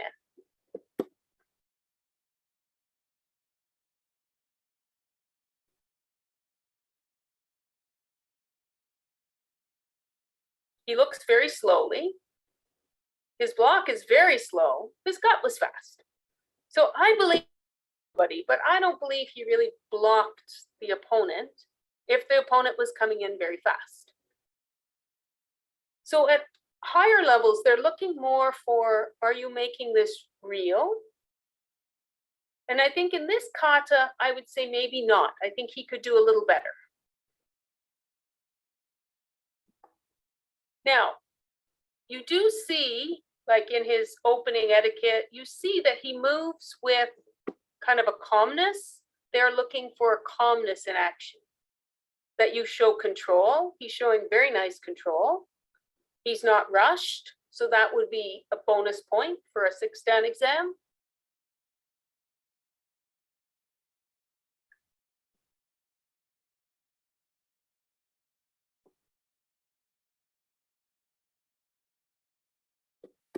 Let's see. Let's just look at number 11. Let's go back. Apologies for me jumping around. In number 11, one of the first questions in the book is, does the first kind of cut happen without hesitation, right? So you're blocking and then cutting immediately. And I would say that let's watch this in slow motion. Oh, apologies, I've gone back too far. We'll get there. Okay, so I'm going to make this slow.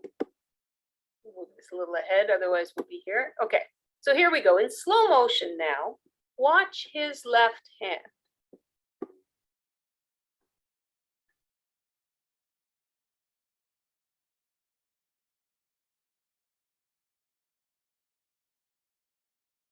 Oh, it's very slow. So he draws. I like the draw. His left hand pulls back for Sayabiki, but it's a bit late. So what he's done is he's done a very good job avoiding, but he hasn't done as good a job, I think. He really hasn't done as good a job in attacking. So watch his left hand again. So he could do a bit more Sayabiki,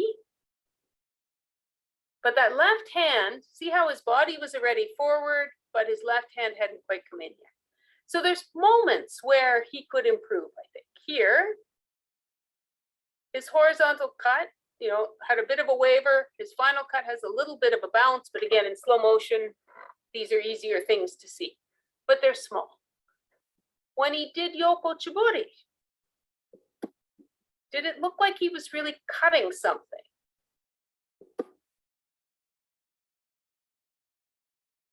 Or is he just moving the sword to the side? That's not bad. It does look like there's power in the tip, that sword would cut something. So those are the kind of things you're starting to look at. Does the kata start to look real?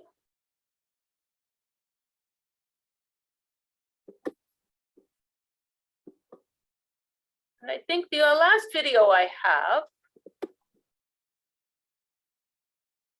that's it, was one of my training videos from several years ago. And I would make these all the time. And to be honest, I go back to them all the time. And when I learn something new, I always say, once you've seen something, you can't unsee it. You'll always see it. Bien, lo que está diciendo es que ahora vamos a ver un video de ella que grabó hace varios años, que hace varios videos sobre sí misma y que suele luego verlos, y dice que algo que nos está diciendo es que una vez que aprendemos a ver algo, no podemos dejar de verlo, vamos a verlo todo el tiempo. Nico, perdona, antes de que pasen de tema, creo que Franco pasó un screenshot y hizo una pregunta.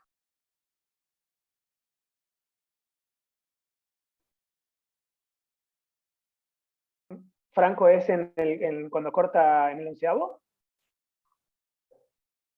Okay, so Franco is also asking if when that man did Sogiri, his left hand was like going off center. Yes. So that is, you definitely, the tip can't cross. So the hands can cross the center line, but the tips can't go across. So when we watch, if the tip doesn't cross and the grip is correct, then it is fine. So the hands can't, but the tip can't. No, sorry, the hands can, because if the tip, as long as the tip is center, if your left, the other hand ends up being across, right? Okay. Siempre y cuando la punta no cruce el centro, las manos pueden cruzar un poco, eso está diciendo.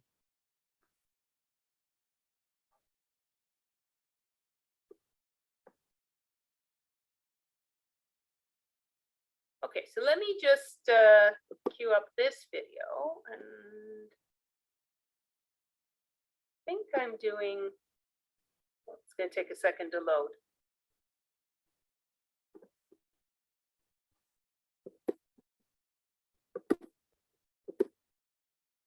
Well, let me try sharing it, see what happens. It's loading right now.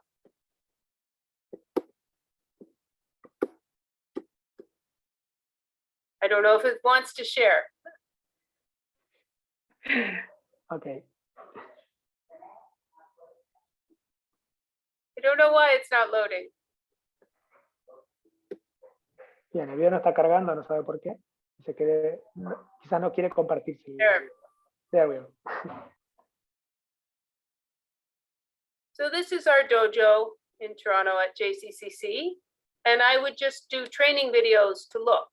What do I see when I practice? Este es un video de ella practicando. Así que lo que busca.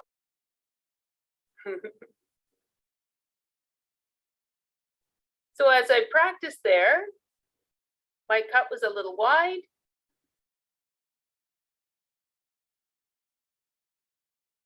Little bit of a hesitation on the top of the ochibori.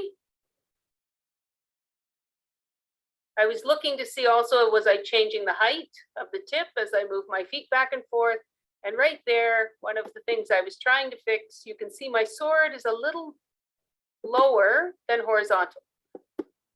Now, these are very small things, but this is my 7 dan challenge I was getting ready for. So it's a bit bigger. I'm kind of far from the screen, but things that you're looking for are just, I think the next one, I do multiple opponents. So you look at the medsuke, you look and say, do you really believe, is this person got 1 opponent, 2 opponents, 3 opponents, like in the kata? Do I believe the cuts are the right angle? When you look at, see the tip moved off the line, so my grip was a bit tight. So these were things I was working for the last 2 or 3 years to fix. And some of them are very, very small, but when you hit 7th dan, it's all about those sort of small things, that everything just needs to come together.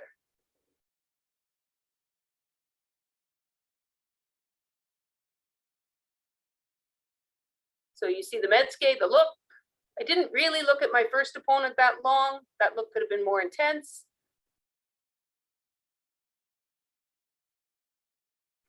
So go back into Jodan. This was something they actually told us at the seminar this year. I'll just point it out. So you look at, oh, somewhere I've missed it. There we go. Let's see, Jodan. Look at my tip. See how the tip is a little bit low for Jodan. So Dice que la punta está un poco baja para Jodan. The tip should be, the sword angle should be 45 degrees. So the tip should be higher. Dice que en este seminario último que fue, le dijeron que la punta tiene que estar a 45 grados. O sea, tendría que estar un poco más elevada. So there's all kinds of places that you can look and see, especially stances. So when somebody's going through Chudan no Kamai, Waki Kamai, Hasso, Jodan, all of those are in the katas. They should be correct. Entonces hay instancias específicas donde podemos ver, disculpen, el animal, donde podemos ver, por ejemplo, cuando estamos haciendo kamais, diferentes kamais, hay instancias en las que podemos observar si es correcto. So you should take videos of yourself, watch them, ask yourself, like, are my hands quite the same height? Not quite. Is that sword 45 degrees down as it's supposed to be? So you can kind of watch your own video, look for mistakes, look for what you're working on, but also start looking at what is the next level? How do I get to the next level? And what do I need to work on to get there? Se nos recomienda nuevamente que hagamos videos sobre nosotros practicando y que veamos nuestros propios errores, que también tengamos en cuenta cómo debería verse, qué cosas tenemos que trabajar para alcanzar ese nivel, el próximo nivel. So when you go past 5th dan, 6th dan, 7th dan, you already showed you could be technically perfect and have an opponent. That's how you pass 5th dan.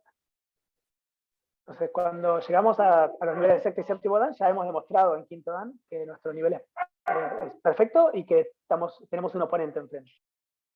And then for 6th dan, 7th dan, you have to show, can you do it smoothly, with intensity, and do you have an opponent?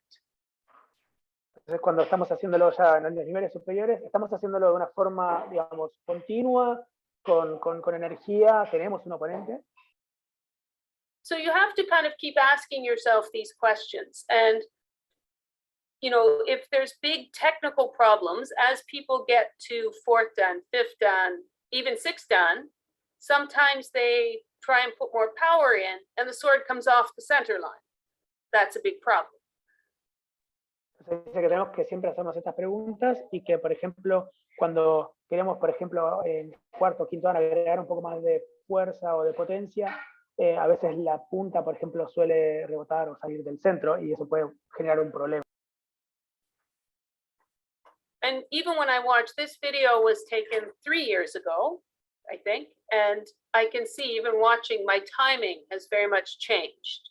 That in this video, it looks the timing against 4 opponents looks very even. O sea que incluso que este video que cree que fue grabado hace 3 años, el timing de ella ha variado mucho. Entonces, por ejemplo, para este kata que hubo 4 oponentes, cree que fue demasiado como, el timing fue demasiado como distribuido parejo para los 4 oponentes. Y que eso ha cambiado. I'll just show that one last one again.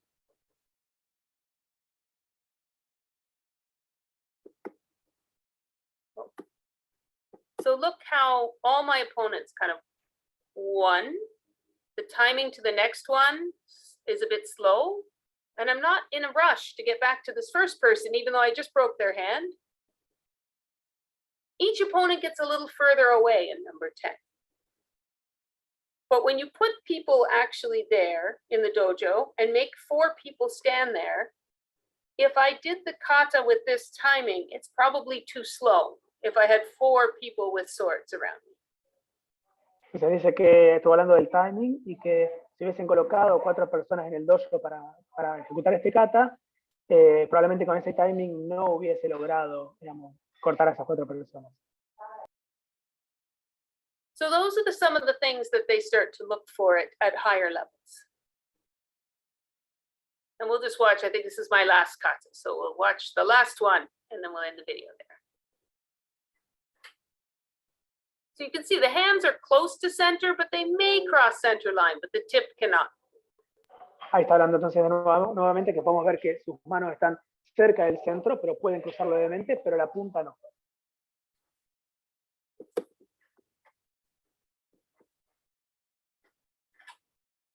So we could probably watch videos all night if we wanted to, and we could stay longer if we want. But I hope you have an idea of the different levels and that you're getting a sense of where are they. And as a judge, that's your job, is to kind of understand where do I think the level is. In my experience, where are those levels? Dice que podríamos estar viendo videos toda la noche, pero que bueno, se considera que más o menos ahora tenemos una pequeña idea de dónde está ubicado cada nivel, y como juez, como examinadores, esa es nuestra tarea, es poder saber para nosotros dónde está cada nivel. And like I said, I try and be fair, and one of your other jobs is also to keep the level where it is. Se dice que tenemos que tratar de ser justos, y otro trabajo también como examinadores es tratar de mantener el nivel en donde se encuentra. Because over time, we all get better. And over time, the level will start to go up a little bit. Entonces dice que con el tiempo todos nos vamos volviendo mejores, y también eso hace que con el tiempo el nivel vaya como subiendo un poco. But what you don't want to happen is have somebody, let's say, who's at 3rd dan or challenging 3rd dan, and the level keeps going up, and they keep going up, but they never get there. Entonces que lo que no queremos que suceda es que, por ejemplo, si tenemos un 3er dan que está subiendo de nivel, pero al mismo tiempo siempre el nivel va subiendo, y que entonces esa persona nunca logre llegar al próximo nivel.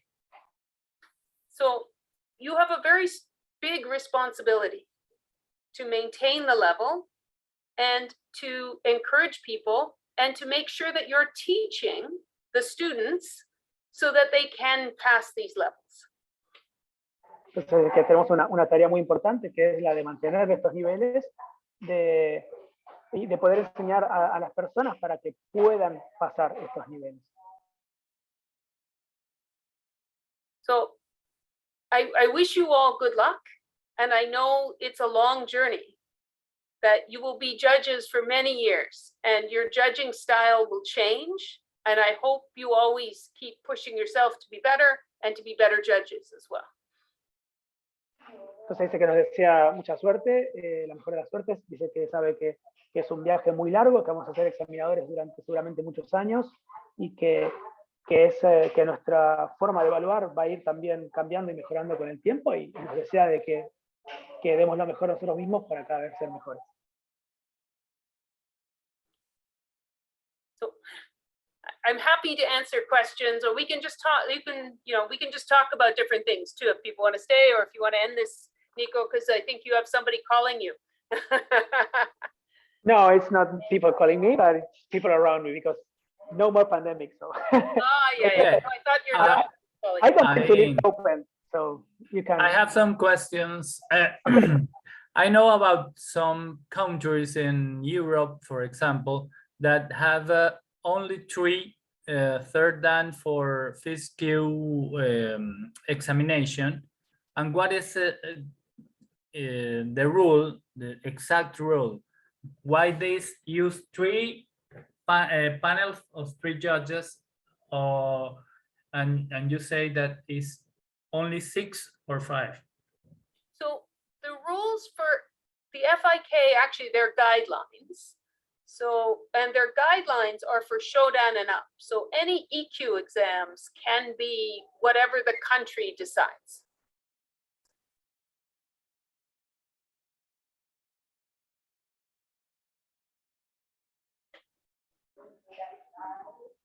¿Alguien más tiene alguna pregunta? Someone else has a question?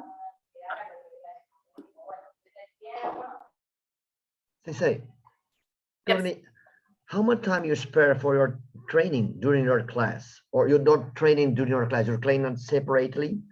A bit of both. So I try and train every class, and what I try and do is I try and make sure I demonstrate things in class.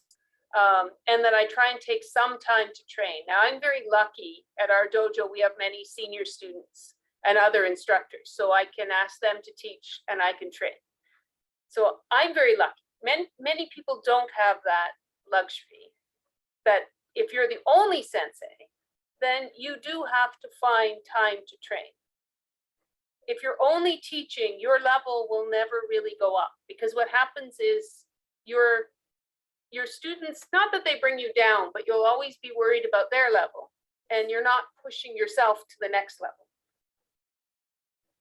So it's very good. They always say to try and get together and have seminars, have taikai, have events, so that you can train around other people and see, what level, it really helps you also see that your level is very consistent with the rest of the world.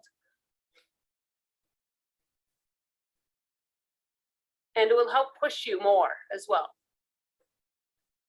But I agree with you that when you teach a lot, you don't get much time to train. And they say you should be training, 2 hours for every hour you teach. So we all need to train more, I think, if we teach a lot. Okay. Thank you. Ahí tenemos una pregunta, Nico. Hacela. No, quiero que la leas vos. Okay, he wants me to read it.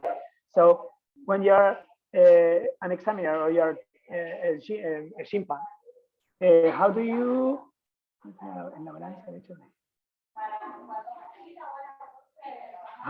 how do you consider the fact that our people are making mistakes and doing or showing stuff above their level, and what elements do you consider that you consider when these things happen? Okay, so like I said, some of it depends on the level they're challenging. So we did talk about, like, EQ is a very different thing. But what I usually look at is things like the cuts, obviously, are very important in a kata. So if somebody has very, very good cuts, but maybe their posture isn't so good, then I think that would balance each other out a little bit, right? What I look for usually, I look at the cuts and I look at footwork. And one of the reasons I really look at footwork, the feet move the body and the body moves the sword. So if your feet are wrong, then the sword is probably wrong. It's very hard to have the sword in exactly the right spot when your body's all tilted somewhere strange.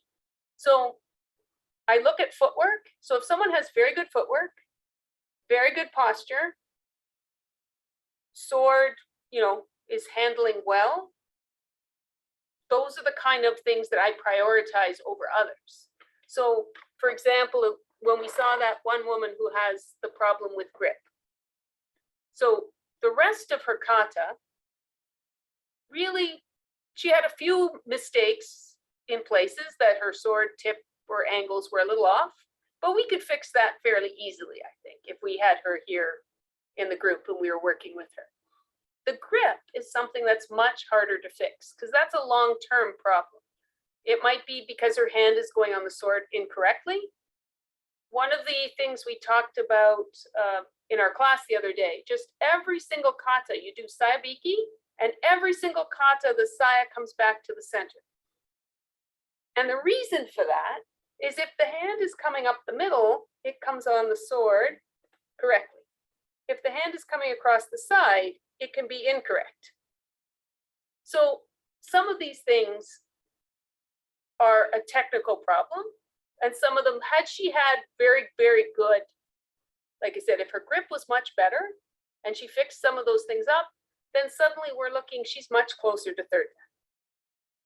So I do draw lines. Third dan and fifth dan are fairly stringent in that I do not allow a lot of mistakes there. Shodan, I expect to see the cuts are getting better. And in general, the footwork and the body movement is getting better. And I always say that Nidan is one of the hardest levels to judge because Nidan is somewhere in between first and third. But where is in between? There's a big range, right? So in my mind, I have a very good idea of Shodan. I have a very good idea of third dan. And Nidan, I find that's where, somebody who's showing me things at a Yondan level, but maybe showing me other things that are still Shodan level, they could balance themselves out and be a pass, even though maybe they've got 5, 6 mistakes. So one of the things that happened to me many years ago, I was trying to think of when I started judging. I was very lucky in that I was one of the first people in Canada to start practicing when it was more organized. So I've probably been judging now for over 20 years in taikais, in different types of panels. I don't even remember when I started. But one of the times I remember very, very vividly was somebody was challenging fourth dan, and I failed. And I remember they had a mistake in every kata. And I was a young judge at that time. And I remember thinking, well, they have a mistake in every kata, then I can't pass them. And after I failed them, and after the exam was over, I ran into them and I said, did anyone talk to you after the exam? And they said, no. I said, come, let's talk. And I basically told them, look, you had a mistake in every kata. Let's work and fix it. And I fixed everything in 20 minutes. And then I thought to myself afterwards, I'm like, that person had to travel to the seminar. They had to then challenge the grading. And now they're from a far distance away. It's going to take them 1 year to come back again to re-challenge. Was it fair for me to fail them when I can fix everything they had mistakes in 20 minutes? So to me, that was also very eye-opening because everybody, when you're going through examination, is, it's a stressful time. Everybody makes some little mistake. There's no such thing as the perfect shinza. There's going to be a mistake. Something is going to happen. So it's not about everything being 100% perfect, but are the big things there? Do they have good posture? Can they control the sword? Is the sword the right angle? And are they holding it correctly?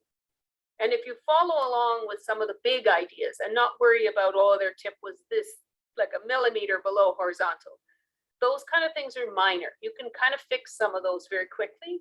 Other things, like if someone has bad grip, that is a big problem. That needs to be fixed. Someone has bad footwork and it's causing their whole body to be offline or twisting.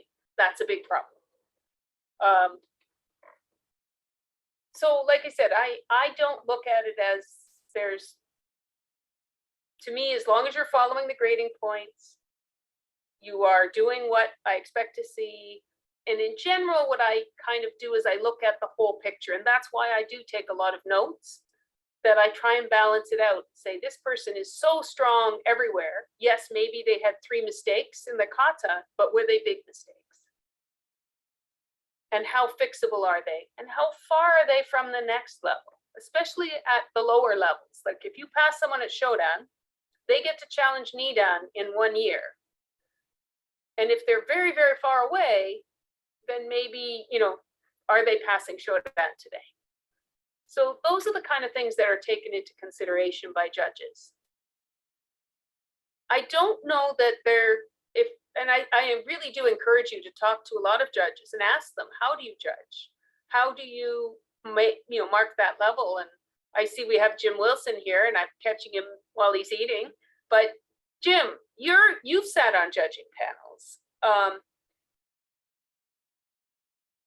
Would you say that it's an overall sense in your mind, because you get to hear from another judge, or do you have very, very specific things that, you know, like a checklist? For me, there are specific things that you're looking for at various levels, but when it comes to make that decision, you usually have a pretty good understanding of, did this person meet the standard or not. So there is a holistic way of looking at it. I'm not counting up points for every kata. I'm not, I don't have any mathematical formula to figure out what's a pass and what's a fail. There is, at the end of it all, an overall sense of, did this person meet the standard or not. I also do a lot of notes for myself and note, again, specific problems. But I very much like your idea too, that there are core fundamental problems that I would say, would prevent that person from moving on to the next rank. But the little things, again, they're not really affecting the outcome of the combat, let's say, that again can be fixed very easily. They might be little mental errors that the person may not perform in practice, and we could talk about how does the person manage under stress and so on. But if any of those critical errors aren't there, if all the basic fundamentals and elements are there that we consider to be appropriate for that rank, then that is a pass. As you said, the tiny little errors that we all make, and we can definitely see on video. Every time I video record myself and my students, there's a number of errors. But again, it's the overall, how does it look, how does it feel? So I agree. I agree with everything you've said. It's one of those things you have to, and I would say everyone I've talked to has that same sense, that you just have a sense of how many years have you done Iaido? And, when you walk in a dojo, you look around and, you can always see somebody who's just beginning. You can usually tell because maybe their uniform isn't on right, or they can't hold the sword as with proper grip. There are just different things that you see a progression of after you've had 2 or 3 years in the dojo. Then you can see that depth of practice come out. And I would say as well, because for those who don't know me, I'm a teacher of English language and literature. So when I see students writing essays, for the past 27 years, I've been marking essays and student writing. And I have a feeling from my experience, what is an A, what's a B, what's a pass, what's not a pass, and so on. And you have to trust yourself as well. I think probably as you're starting out, you're a little bit more nervous and strict about making an error as a judge or making an error as a teacher. But with experience comes a deeper understanding. Just as you understand your Iaido better, you show your depth of practice in your Iai, the more experience you have.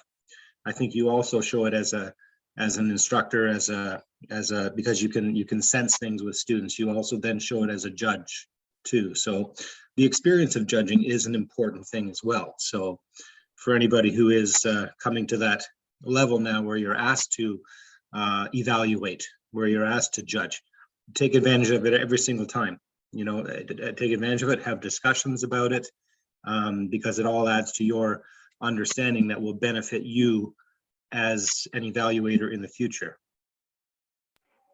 I have a question for any of you.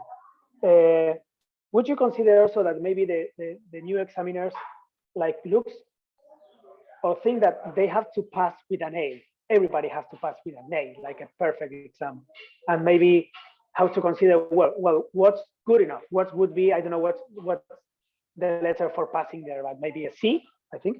So what would the C looks like for each level? Not an A, because when they are too good, it's obvious. The minimal requirement. Yeah, what would be the absolutely minimal requirement? Yes, and maybe that's the hard part to understand. Well, I think if we go back to the table that I shared originally, and we think about it as minimum requirements, as you put it. Hang on, let me share the table again. So the minimum requirement for EQ is pretty easy. They have to show up, they have to be dressed correctly, they do the etiquette without big mistakes, and they do the techniques without big mistakes. Showdown level, now as we look at what is very good and some mistakes, okay, well this is harder to define, but the grip should be, in general, I would like to see the grip not bad, right? So this woman we saw that had problems with grip, she didn't have problem with posture, right? But if she had a problem with posture, footwork, and grip, now she's probably not passing Shodan. You see, she needs to get all of these to get to Sanda, right? That you have to have good footwork, good sword movement, and good posture. So Sandan, we know. Generally, you could have a few things. The tip is down here or there. Maybe you didn't square up a little bit. You didn't have enough saibiki, but more or less the sword movement is probably the biggest thing here in Sandan. By then, you're not having footwork problems. You're not having posture problems. Maybe sword angle and a few things, maybe not enough saibiki. You'd probably still pass. But it has to be very close to technically perfect as the book is written. Nidan, and this is where we saw that woman who has the problem with the grip. This is where I think she would have problems, right? Because her grip is incorrect, her sword angle is also incorrect. And it's causing the tip to be down in a lot of places. So this is where I think if she went in front of a panel, she would have a split vote. She might get some judges that said yes, but I think she would get a lot of judges to say no. So even if she had perfect posture and perfect footwork, I think just the fact that the sword angle and the sword cuts had issues would give her many fails with judges. So I think there is a bit of a priority in this, in that you can't just, like I said, it's the sword being correct and the angle of that sword becomes more and more important. For those of you that have done like Tamishigiri, where you're actually cutting something, if the sword angle is, if I take my sword and I angle it way up like this, it can't cut because I'm not using the edge. When we do Iaido, you see a lot of people as they're cutting, their angles are really strange, right? Like they'll be way up here and this would never cut. So those kind of things can happen. And they become more and more important. And you start to think after they should become more and more refined. So really Shodan should be the general shape. The grip should be getting we should be teaching it correctly, so that the sword angle is correct. And that as by Nidan, you're refining that, and by Sandan, you've achieved it. So I would say grip would be a big one, that if somebody has a problem with grip, they are not passing third dan, absolutely not. So there are certain things that are absolute definite. And then you'd have to look at, like, obviously you have to have good posture, you have to have good footwork.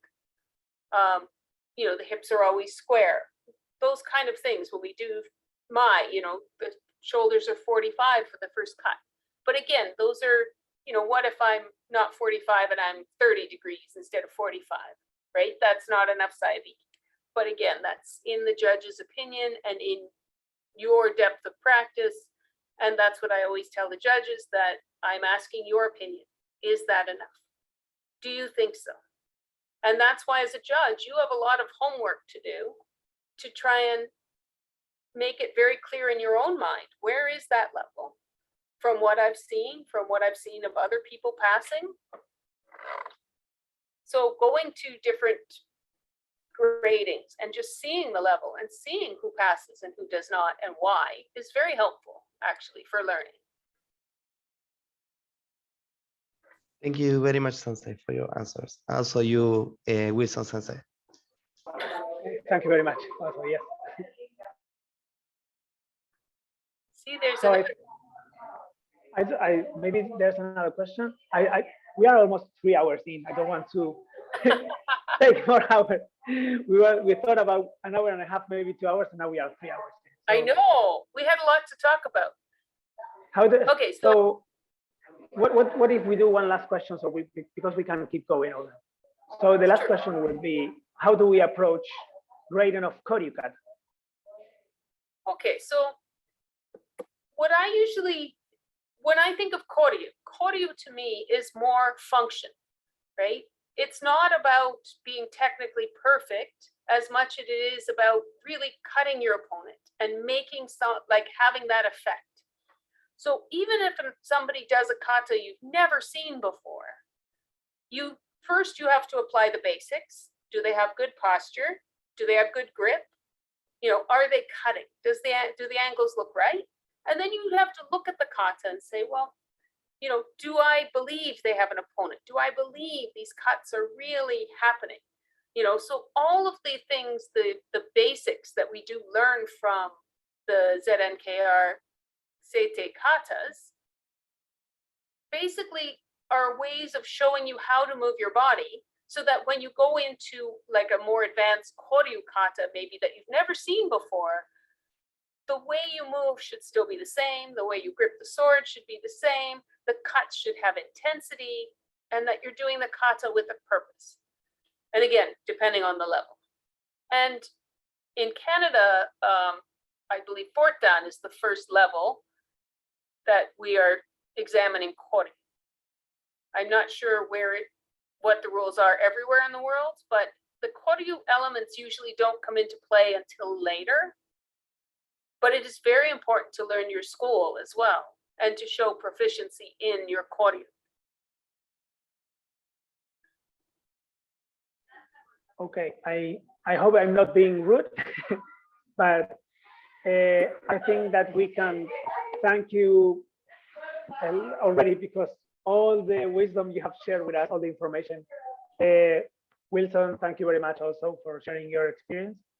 And what if we call the night? Because I don't want to abuse of everybody's time. I think that if we like it very much, we can organize another meeting. I would be really glad to do that. Thank you for hosting. Yes, thank you. Thank you. I'm sorry for all the noise on the background. I was planning to have this meeting at my house, and I couldn't. So sorry for that.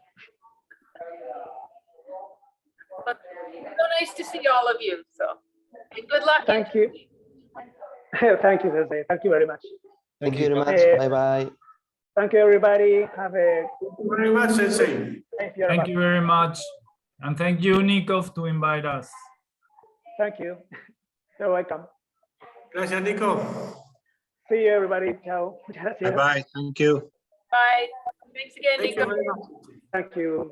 Thank you, Nice Carol. to see you. See you. I talk to you later. Yeah. Or maybe tomorrow. So thank you. Sounds good. Okay, bye. Bye-bye.